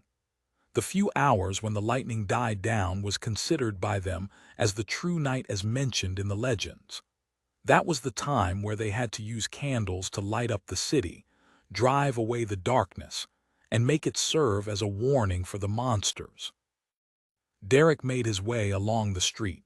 He didn't have anywhere he wanted to go, but as he walked, he realized that he had reached the door of his house. He took out his keys and unlocked the door. He saw the familiar sights, but he didn't hear his mother's concerned voice or his father reprimanding him for running about. The house was empty and cold. Derek clenched his teeth again. He walked quickly to his room and searched for the crystal ball. His father had told him that this was a crystal ball used by a long-destroyed city to worship their deity. He knelt and faced the crystal ball, praying without any hope in mind. He pleaded bitterly, "O magnificent deity, please cast your eyes on this land that you have forsaken. O magnificent deity, please allow us, the people of the dark, be freed from the curse of our destiny. I am willing to dedicate my life to you, using my blood to please you." Over and over again, just as he was in complete despair and about to stand, he saw a dark red glow burst forth from the pure crystal ball. The glow was like flowing water, instantly swallowing Derek. When he regained his senses, he realized that he was standing in a magnificent palace supported by giant stone pillars. In front of him was a long, ancient table, and on the other side of the table was a human figure obscured by a thick fog. Other than that, there was nothing around him. It was empty and ethereal. Under him was a boundless fog and incorporeal dark red specks of light. Derek felt a flame of hope ignite in his heart. He stared at the human figure at the very top, confused and puzzled. Are you God?" After asking this, he suddenly remembered a statement he read from a book in the City of Silver and quickly lowered his head. That statement was, "You may not look directly at God." Klein leaned back as he crossed his hands. He adopted a relaxed posture and answered using the language of the giants, "Jotun, I am not God. I am merely the fool who is interested in the long history of this world." Klein had already activated his spirit vision by clicking his left molars. He noticed that the youth in front of him had different colors covering the surface of his astral projection and the depths of his ether body. This meant that he was not a Beyonder, the fool. Derek ruminated over the term and after a long silence said with difficulty, "I don't care if you're God or the fool, my prayers will not change. I hope that the people of the City of Silver will be freed from the curse of their destinies. I hope that the sun and sky described in the books will appear in our skies. If possible, I wish that my parents can be revived." "Hey, I am not a wishing well." Klein put down his hands and laughed. "Why should I help you?" Derek froze. He thought for some time before saying, "I will offer my soul to you. I will use my blood to please you." "I have no interest in the soul and blood of a mortal." Klein smiled and shook his head. He saw the color of the youth's feelings turn into the color of despair bit by bit. Without waiting for the youth to speak, Klein nonchalantly said, "But I can give you a chance. I am a fool that likes a fair and equal exchange. You can use what you can attain to exchange with me or people like you to exchange for things you want. But remember, they must be equal in value. This can make you powerful. Perhaps one day you can rely on your own strength to free the city of silver from its curse and make the sun appear in your sky once again." Based on the youth's description, Klein was confident that the city of silver was the so-called forsaken land of the gods. Of course, he couldn't be certain of this for the time being. After all, the religious literature claimed that the world existed in a sunless state during the first epoch, the Chaos Epoch. No one knew if there were any other strange lands that the countries of the northern continent were unaware of, other than the forsaken land of the gods. Derek listened quietly. He lowered his head in silence and replied after a while, "I want to become the sun. I wish to obtain the formula of the corresponding starting sequence potion from you." Sequence, potion, the sun. The sequence pathway that the Church of the Eternal Blazing Sun possesses. From the looks of it, we exist in the same world. The term sequence was born from the revelation of the first blasphemy slate, which happened at the end of the second epoch, the Dark Epoch, in other words. If the city of silver is really the forsaken land of the gods, this means that it was split apart from the southern and northern continents at the end of the second epoch. Could this be related to the cataclysm of the third epoch? According to the legends, the Evernight goddess, Mother Earth, and the god of combat descended upon this world and protected humans from the cataclysm, along with the Lord of Storms, Eternal Blazing Sun, and the god of knowledge and wisdom. Klein obtained a fair bit of information from the youth. But he had trouble interpreting what the youth was saying, and even more trouble organizing his words, as he wasn't fluent in Jotun. Luckily, ancient Fasak was derived directly from Jotun. Klein could be described as an expert in that area, and thus he could master Jotun relatively quickly, preventing him from making a fool of himself. Klein maintained his posture. He replied with a calm tone, "We can discuss this transaction in the future. Do not go out for the next 2 days. Try your best to not be in the same room as anyone else." He didn't know the unit of time used in the City of Silver, much less the time difference it had with the Lone Kingdom. All he could do was generalize it as tomorrow and wait until the tarot gathering was over before he told him that was the time for future meetings. Klein knew that there was a term for day in the Jotun, and thus deduced that the youth would understand even if the City of Silver didn't use it as a measure of time. "All right, I'll follow your instructions," Derek replied with his head lowered. He didn't have any objections. Klein heaved a sigh of relief. He tapped his fingers on the side of the table and said, "Before I send you back, let me first complete our equal exchange. I gave you a chance to be strong, and you have to give me something equal in return. I have said that I am the fool who is interested in the long history of this world. What I ask in return is the history of the City of Silver, everything that you know." Derek thought for a moment before replying softly, "I will describe it faithfully. The City of Silver has existed ever since the omnipotent and omniscient God, the Lord that created everything, forsook this land. No, it existed before that, but it was called the Kingdom of Silver. 138 Giant Pathway, the omnipotent and omniscient God, the Lord that created everything." Klein leaned back and maintained a profound posture while he ruminated over the words that the youth from the City of Silver had said. He was no stranger to a Lord that created everything. The creator mentioned in the Book of Storms, the revelation of Evernight, and other urban myths referred to the creator with similar titles. It was also the way various secret organizations like the Aurora Order described the true creator. But this was the first time Klein was hearing of an omnipotent and omniscient God in this world. Be it the Evernight goddess, Lord of Storms, and the god of steam and machinery, none of them claimed to be omniscient or omnipotent. If the city of silver was really in the forsaken land of the gods, then the forsaken land of the gods would truly belong to this world. The omnipotent and omniscient God might be the title of the creator that was used by the living in ancient times. Klein looked towards the young man opposite him in thought. He looked at the emotional colors of pain and sorrow. When Derek felt the fool's gaze, he lowered his head involuntarily. He recalled the legends that his parents had told him.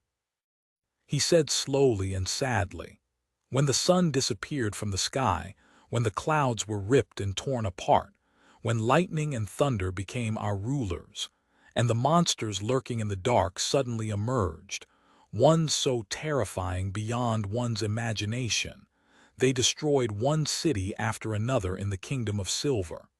Humanity's dark ages had arrived. The remaining experts in the city of silver then relied on their united power and two magical items before they finally warded off the attack of the things of the dark. They gradually eradicated the monsters within a one-day journey of the city, and they established a city-state that protected the last light of human civilization." A standard textbook description. Klein couldn't help but comment in his head. The young man's description made him feel that the city of silver was in a different world than the northern continent. Maybe this is the unique characteristic of the forsaken land of the gods, he thought, without revealing his emotions. Derek calmed his breathing and continued. During the first few decades, plants couldn't grow. The city of silver had a severe lack of food, and we could only hunt dark creatures or mutated animals to relieve our hunger. The population dropped drastically. Fortunately, we found black-faced grass. It could survive under such circumstances, and it became our only reliable and stable food source. It was said to be the final intervention that the magnificent God left for us. It allowed one generation after another to live on in the city of silver. It persisted in the Dark Ages for 2582 years. The passage of time was recorded by a long line of chiefs. For the rest of the people in the city of silver, we call periods of frequent lightning day, and when the lightning subsides, we call it night. It's a rather confusing system, and it makes exact dates difficult to pinpoint. Such a magical place, Klein was glad that he hadn't talked about tomorrow, but instead vaguely mentioned the following 2 days. Derek briefly talked about the few memorable incidents in the City of Silver's history and said, when the population returned to a certain level, the number of Beyonders increased. The 6-member council started forming elite troops to explore the dark. We have now explored all of the original territory and nearby cities. We are advancing towards the darker and more terrifying depths of the dark. At the border, we found cities with strange architectural style, but they were destroyed at some point. We suspect that they were sanctuaries built by other remaining humans. Unfortunately, they still lost to the things of the dark in the end. The things of the dark that he mentions should be a reference to monsters that hide in the dark, ones that are beyond imagination. Klein nodded indiscernibly. The kingdom of silver was once ruled by the giant king. Hence, the Beyonder chain that we are in control of is the giant pathway, also known as the divine blood warrior sequence pathway. When we killed certain monsters and explored those destroyed cities, we obtained potion formulas of other sequences. However, the sequence pathways are incomplete, Derek said, moving on to explain the current situation in the City of Silver. Upon hearing that, Klein's mind jolted.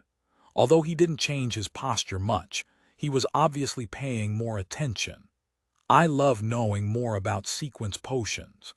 The Giant King, the City of Silver, and the Northern Continent share the same history.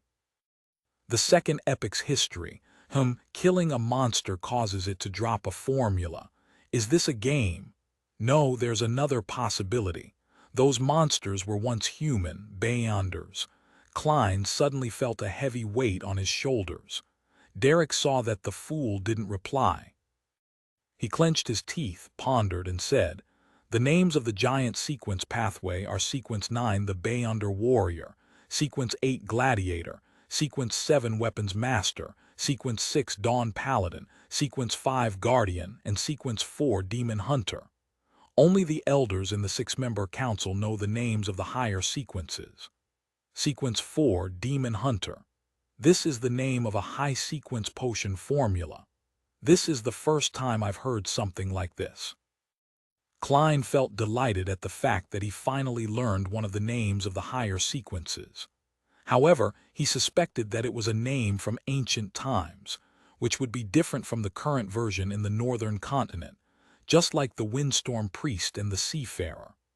Oh, Beyonder Warrior, Gladiator, Weapons Master. Sounds familiar. Oh, right.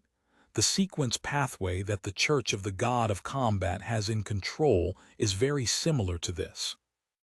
Sequence 9 Warrior, Sequence 8 Pugilist, Sequence 7 Weapons Master. Due to the limits of his security clearance, Klein only knew the titles of the first three sequences that the Church of the God of Combat had in control, but the similarity between the two pathways was still obvious. Based on the core meaning, they are basically identical. The complete sequence that the Church of the God of Combat mastered is the so-called giant sequence pathway. It is said that there was a god that emerged in the third epoch, which was the Cataclysm epoch, to inherit the estate of the Giant King. Or could it be that he himself was an ancient giant? Klein analyzed and judged while he maintained his calm appearance. Derek continued to explain. After we pulled through the initial hardships, the City of Silver has been ruled by a six-member council ever since. The elder that enjoys the highest position in the council is called the Chief. The other five are equal in rank. The current six-member council is formed by 3 demon hunters, 2 guardians with the greatest potential, and a shepherd. The City of Silver has 3 high-sequence Beyonders, demigod-like experts. These 3 alone could destroy the Tarot Club 100 times over. Klein felt a little afraid. He had yet to attempt recruiting someone under the nose of a high-sequence Beyonder. However, since the young man was just a mere commoner, with him not even at Sequence 9, it was unlikely that he would gain the attention of the upper echelons for a long time. Thus, Klein relaxed again. Is Shepherd from another sequence pathway, perhaps from one of the incomplete pathways? Sounds reminiscent of the style of the Aurora Order. The member from the Aurora Order that wrote a letter to Mr. Z, what was his name again? He kept mentioning the Lord's Lamb. Klein maintained his leisurely posture and asked casually, "Shepherd?" "Yes, this is a sequence pathway that we found from a city that the Things of the Dark destroyed. It only reached Sequence 5 Shepherd, but Elder Norwia is very strong, very strange, and very scary. It is said that she once won against an evil spirit at the level of a high-sequence Beyonder without getting injured. Therefore, when there was a vacancy in the six-member council, they made an exception for her," Derek, feeling a little fear. Klein thought, then smiled as he asked, "What's the sequences before Shepherd? I find them familiar. As you know, a sequence's historical name and its current name is always different. In the City of Silver, the names of potions have never changed," Derek refuted instinctively. He then lowered his head and said, "Sequence 9 Secret Suppliant, indeed." Klein was satisfied when his guesses were confirmed. This is the name of Sequence 9 from the Aurora Order. Sequence 8 is Whispered, Sequence 7 Shadow Ascetic, Sequence 6 Rose Priest, Sequence 5 Shepherd. Derek recounted what he knew. "Whispered Listener, they are about the same. I know more than the information provided by the Tinjin Nighthawks." In a good mood, Klein beckoned for Derek to continue. Derek then roughly described the current situation of the City of Silver, and finally he couldn't help but say, "I carry the curse of destiny." Whether a citizen of the City of Silver is a commoner or a beyonder, we all turn into evil spirits after we die. The evil spirit of a beyonder is just stranger, more terrifying, and far more difficult to deal with. In the past, there were many occasions when this curse nearly destroyed the City of Silver. The only way to prevent an evil spirit from rising is for a person to be killed by someone of their own bloodline. Such a cruel matter. I hope you can grow strong and find a method for the people in the City of Silver to shake off the curse. Klein, the fool who was merely an empty shell, could only provide some free chicken soup for the soul. So, I want to be the sun when there was a sun shining over the land. We had never encountered any curse, Derek muttered softly with great difficulty and pain. Klein nodded slightly and asked, "You will have the chance to. Remember that I can pull you in here any time in the next 2 days. Try to avoid being around other people." "All right," Derek replied solemnly. "Before that, I need you to confirm your code name." Klein smiled and pointed at the deck of tarot cards that appeared on the table. Confident that Derek had never come into contact with tarot cards, he gave a brief introduction. "Pick one of the cards as your code name. Anything besides the Fool, Justice, and the Hanged Man." Derek took 2 steps forward, flipped through the tarot cards, and said without hesitation, "Sun." "I pick the Sun." "Remember your choice, it will follow you for the rest of your life," Klein replied like a charlatan. At the same time, he extended his hand and severed the connection in a restrained manner. Then, he watched as the crimson glow receded, and the young man opposite him turned incorporeal and dispersed bit by bit. 139 studying 3782, after the crimson light in front of him dissipated, Derek Berg saw his room once again. He saw the pure crystal ball in his hands. Crack! The crystal ball shattered from the inside. Some of it turned into pieces of illusory beams of light that flew into the void around him, while the other crystalline fragments fell noisily to the ground. Derek looked on, dumbfounded. He could see the traces of blood on his face reflected in the bronze mirror. He noticed a crimson light spiraling on the back of his right palm, forming a circle with lines extending out from the edge. The strange symbol bore into the back of his palm and vanished.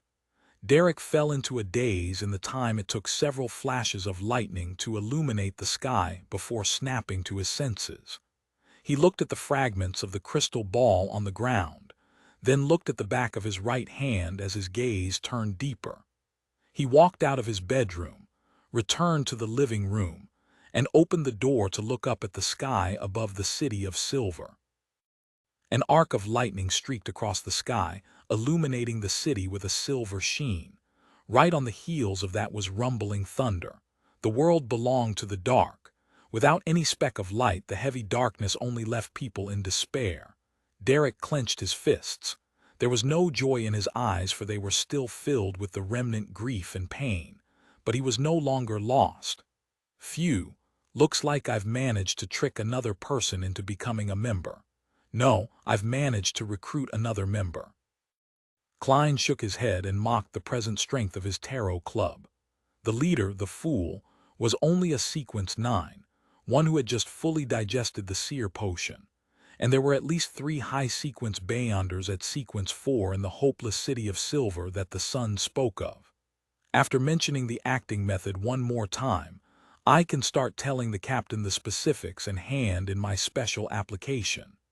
At the very least, I'll stop being in charge of support once I become a clown. Klein didn't stay in the world of fog. He extended his spirituality, wrapped it around himself, and initiated a descent.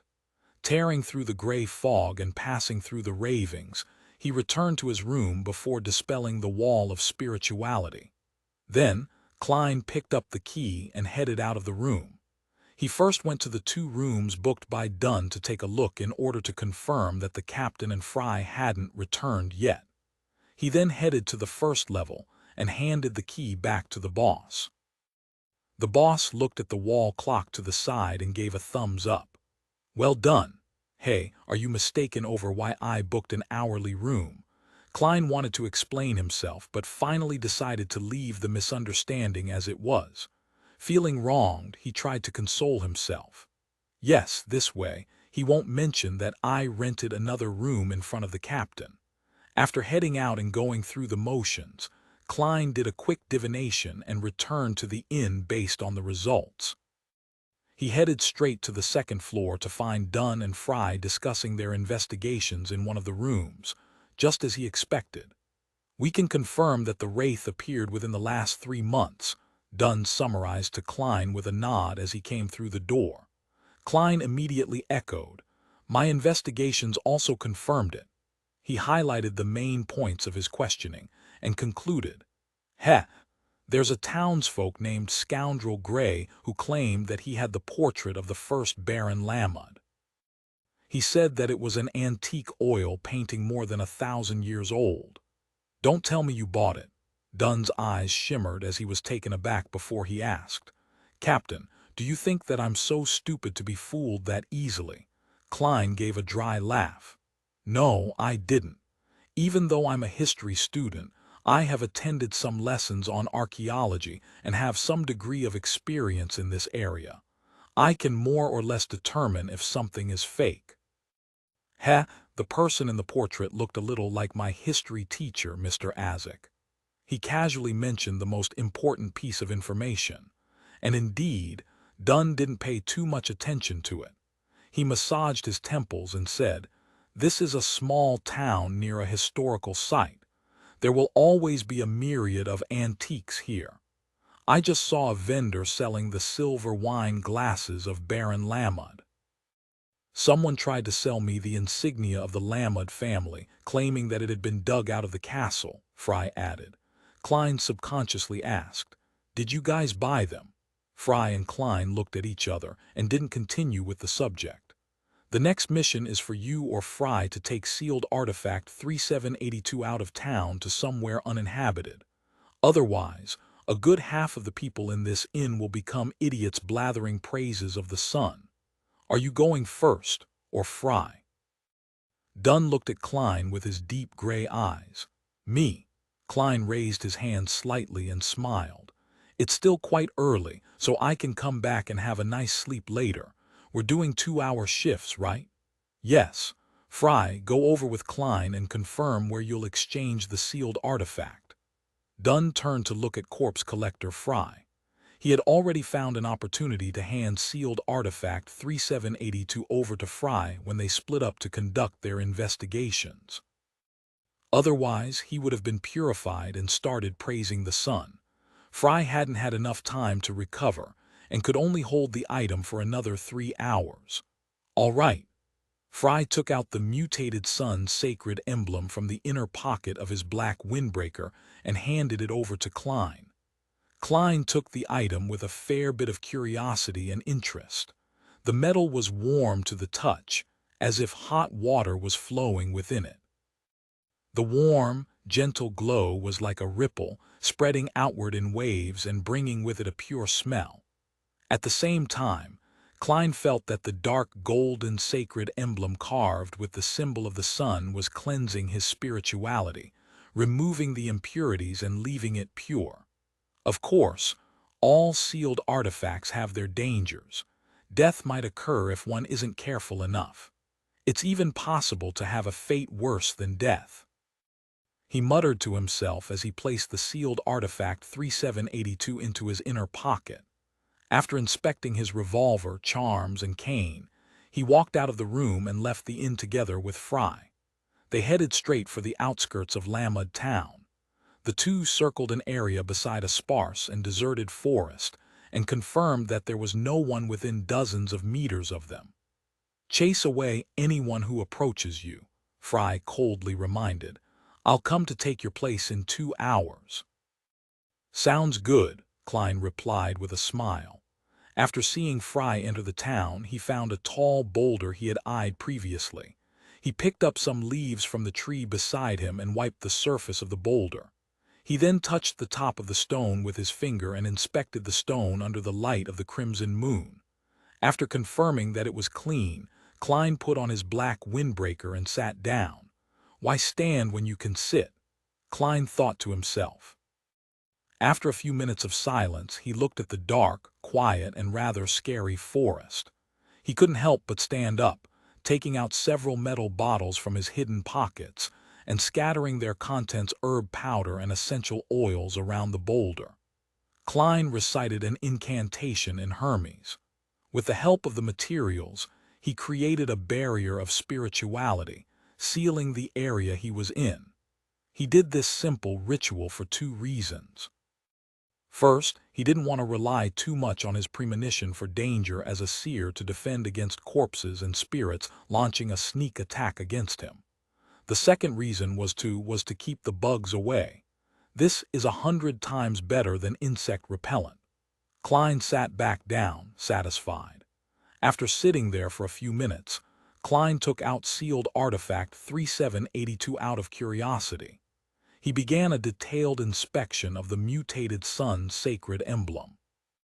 "I wonder if I could use divination to find out its origins and how it became special." He took out the pen and paper he always had on him and wrote a statement. "The origin of the mutated sun's sacred emblem in my hands." As a qualified and true seer, Klein had made the preparations needed to divine anywhere. After reciting the statement 7 times, he closed his eyes and entered a state of cogitation, using that as a launch pad to propel him into his dreams. All he saw were fragmented pieces of light in his dreams. Other than that, he didn't learn anything else. Yes, the church must have gotten other seers to attempt the same thing in the past. The fact that there is no mention of its origins must mean that there was no result from the divination, just like what happened just now. Klein sighed. He then thought, "I wonder what would happen if I eliminate the interferences." This thought immediately filled Klein's head, pushing his curiosity to a peak. After more than 10 minutes of hesitation, he stood up. He decided that it was fine since there was no one around, considering how he was in a secluded area of the forest. He took 4 steps counterclockwise inside his wall of spirituality before entering the world above the fog once again. Klein sat at the seat of honor of the ancient table in the magnificent palace. He conjured a few sheets of yellowish-brown goatskin and a black fountain pen, as well as the mutated sun's sacred emblem. "It feels rather real." He rubbed sealed artifact 3782 in his hands, finding the tactile feedback identical to the one he had felt in the outside world. "It instantiates itself based on what I felt." Klein mumbled to himself before writing down the statement he had come up with previously. "The origin of the mutated sun's sacred emblem in my hands." After reciting the statement 7 times, he held the piece of goatskin and sealed artifact 3782 in his hands. He leaned back and entered his dream. In the blurry dream world, Klein saw a drop of glowing gold liquid. It was warm and bright. It was suspended above an altar before a man dressed in a white classic robe. The man only had his back facing Klein. He had lost all signs of life as he fell slowly towards the sacrificial altar. At that moment, the sun's sacred emblem he was holding had come into contact with the golden liquid, the latter quickly seeping into the emblem. The dream quickly dissipated after Klein saw this, waking him up. So it was because of the golden liquid that this sacred emblem has been so effective and uncontrollable to this day. Decades have passed since the discovery of this emblem, but its cleansing powers haven't declined. I wonder what that golden liquid was. Some advanced Beyonder ingredient. Klein toyed with the sealed artifact 3782 in his hand and slipped into deep thought. After deliberating over it for a few minutes, he tried to emulate the feeling he had in the dream. He wanted to separate the golden liquid from the mutated sun's sacred emblem he had conjured. He accomplished it almost immediately as the thought came to him. Klein looked in shock at the emblem, which was no longer warm or pure. He watched as the drops of golden liquid silently suspended themselves in the air. He had even more praises for this mysterious space above the fog. This is practically a miracle, even if the separation and instantiation here isn't real. The origins of this drop of golden liquid. He penned down a new statement with great excitement. 140 expert at courting death, the origins of this drop of golden liquid. After reciting the divination statement 7 times, Klein held onto the goatskin and the illusory golden liquid before leaning back in his seat. He didn't know if he could divine with the item that was instantiated based purely on a feeling. All he could do was make bold assumptions and carefully seek confirmation. In seconds, Klein's eyes darkened, turning from brown to black as he entered a state of cogitation. His eyelids drooped down and he saw the illusory yet blurry dream. In the blurry world that looked in shambles, a golden, glaring sun suddenly appeared. A low grunt resounded across the void. The pure and clean light suddenly lit everything up as the gold and burning flames swept outwards. Boom! Klein was instantly expelled from his dream world and flipped onto his side as he shivered. His body seemed to become a huge bonfire which burned with a raging flame. At that moment his thoughts were all over the place. No proper idea could form from the chaos in his mind. Rumble! The mysterious space above the gray fog shook violently, and the lofty palace collapsed inch by inch. The ancient, mottled bronze table broke into a few pieces.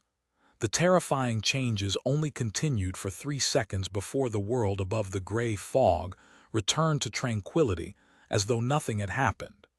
The gold flame on Klein gradually extinguished. He rolled around on his charred skin as he groaned in pain, until he eventually regained his ability to think. He supported himself on the armrest of the high chair and stood up with great difficulty. He was terrified and confused about what had just happened. He had never imagined that a mere divination would result in such consequences. He panted and lifted his head to survey his surroundings. He realized that the lofty palace and ancient bronze table, which looked like they had stood unchanged since ancient times, had been damaged. In the world above the gray fog, which had never experienced any abnormality, it was simply an unprecedented level of damage. What happened? Did my divination point towards some unfathomable existence? Klein calmed down slightly and let his burned flesh shed while he speculated. If I wasn't protected by this mysterious space above the gray fog, there might not even be ashes of me left behind. Could that drop of gold liquid be the blood of a god? Did I see the eternal blazing sun, or some powerful angel of his? No, that was the sun, so I think it was the former. Damn, did I just look directly at a god? Klein felt more fear as he thought about it. He felt that he had nearly died. Those who know nothing fear nothing, but those who don't court death won't die in the future. I can't just divine anything and everything. Who knows what I'll see? If that were to happen once more, I don't know if this mysterious space could even shelter me from fatal damage. When that happens, I'd actually die. Yes, it definitely won't do if I continue making experiments with the golden liquid. The existence from before which was likely eternal blazing sun. He must have sensed the sudden, hidden and unexpected influence from the divination above the gray fog and failed to respond in time. If he were prepared, this mysterious space might not have been able to withstand the repercussions. Having come to this realization, Klein's body had already returned to normal. It was no longer charred, but compared to before, he was dimmer and more incorporeal than before. He lifted his hand to massage his temples and commanded with his mind to restore the palace and the long table. Then, the palace that looked like the home of a giant and the long table cast out of bronze returned to normal. Everything looked like it had before. Klein sat down and leaned against the back of the chair. He mocked himself and said, "Well, this isn't entirely bad. At least I know the limit of the mysterious space and I have a certain goal. Only powers approaching the angels of the gods can completely influence the power of the area above the gray fog. So, I have to add another new rule to my seer principle. Do not randomly divine things that involve a high-level entity. Yes, I shouldn't hastily activate my spirit vision either. If I were to look directly at things that shouldn't be looked at directly, it might be game over. In the outside world, I don't have the mysterious space to fend off most of the negative effects." After a while, Klein's expression turned odd because some knowledge was reverberating in his head. Yes, knowledge.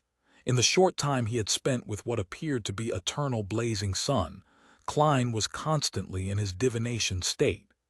Hence, he could instinctively divine certain matters and knowledge from the being that he was looking at. He quickly used a dream divination to recall and organize what he had gathered that wasn't his primary objective. He picked up the black fountain pen and wrote one line after another. 1. Do not look directly at God. 2. Pure white angel. 3.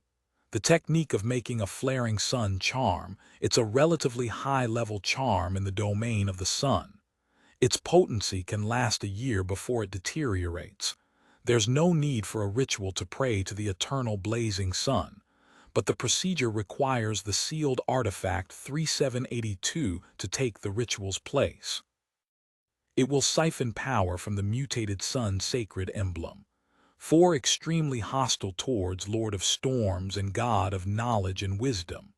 5. Bard Potion Formula.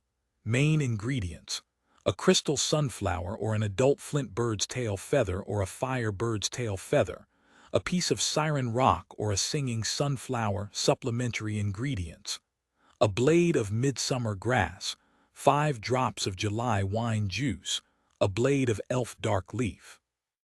6. Light Supplement Potion Formula.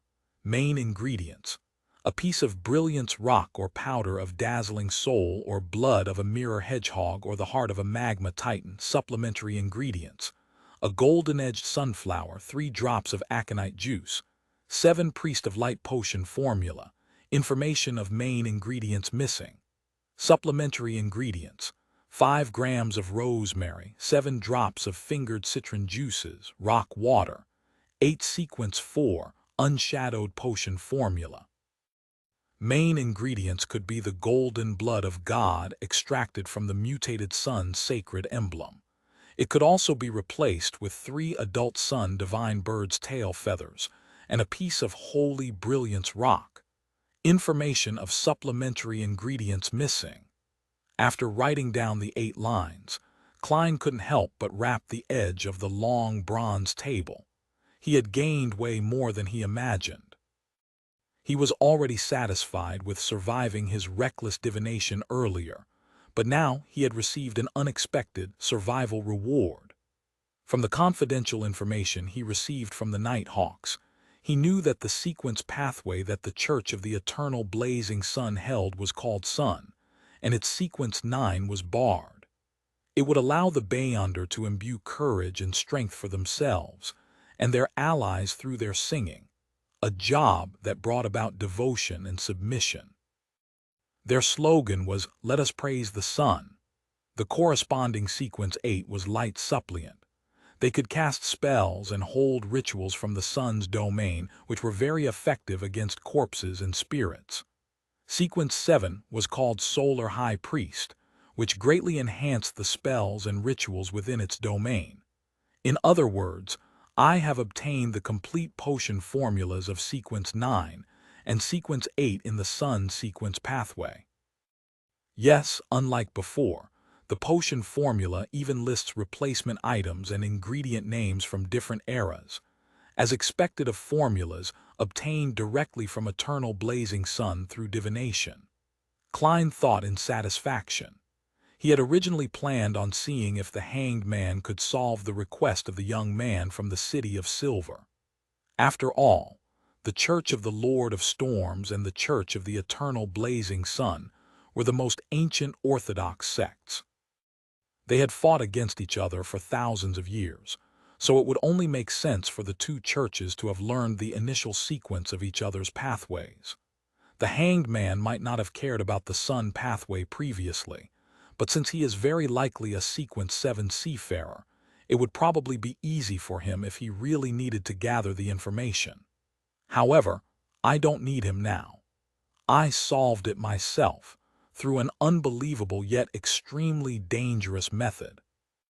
Miss Justice, Mr. Hanged Man, my son friend, your fool nearly turned himself into a charred corpse, Klein lampooned silently while still feeling a lingering sense of fear. He lowered his head and looked at the records on the goatskin before him. He thought of another formula. Would the Priest of Light be an ancient name of solar high priest? The confidential information of the Nighthawks never mentioned it, and my divination didn't pinpoint the sequence number. Is it sequence 6 or sequence 5? Sequence 4, unshadowed. This is the first high sequence formula that I've obtained. It's such a pity that it lacks the supplementary ingredients. I wonder how I can fill in the blanks. I can't believe that drop of golden liquid is really the blood of a god. Sealed artifact 3782 is probably far stronger than anyone imagines. From what I can see, it's sufficient to become a grade 1 sealed artifact. Yes, it's likely that the Nighthawks from before only determined whether the item has any traits of the living, how much danger it would cause to nearby humans, how difficult it is to control the item's effects, and if it can be used against corpses and spirits. They had no way of discovering its unique origin. The mutated sun's sacred emblem can probably even fight against evil spirits. How could the examiner find an evil spirit to experiment on? As an official Nighthawk, I can't become the owner of sealed artifact 3782, but yes, I can find an opportunity to make a flaring sun charm and siphon its power. Sigh. I certainly can't do it now. I haven't prepared the necessary ingredients. Why would I, a Nighthawk of the Evernight Goddess, carry the ingredients of the sun around with me? Klein massaged his forehead regrettably. He saw that there was no other movement in the world above the gray fog and finally relaxed. He confirmed that the eternal blazing sun hadn't managed to track him down. Do not look directly at God, do not look directly at a high-level entity. I must remember this. Why would the eternal blazing sun be extremely hostile towards the Lord of Storms and the God of knowledge and wisdom? What the hell is a pure white angel? As these mixed thoughts filled his brain, Klein felt the emptiness and an aching pain in his head. Plus, he felt that too much time had passed. He had to return to the outer world, just in case someone discovered anything amiss. Back then, he thought it would take a minute or so to divine 2 or 3 times in the mysterious space. Plus, there was a spirituality wall isolating him from everything else. Once it was touched, his body in the world above the gray fog would sense it. Hence, he felt utterly safe, but he hadn't considered the possibility of having some sort of accident. In the end, he nearly lost his life, and that wasted quite a bit of time. Due to the fact that he was afraid that he would be greeted by a light of purification beam, or discover that the mutated sun's sacred emblem was damaged, he enveloped his body with spirituality before he stimulated a descent with his heart in his mouth. The crimson moonlight reflected in his eyes, and there was a darkness hidden within. Klein saw the sparse forest and the weeds before him, as well as the intact sealed artifact 3782 in his hands. After a few seconds of breathless anxiety, he finally believed that he was safe. Phew! Klein let out a breath of relief. He felt exhausted after his insane probing at the border of death.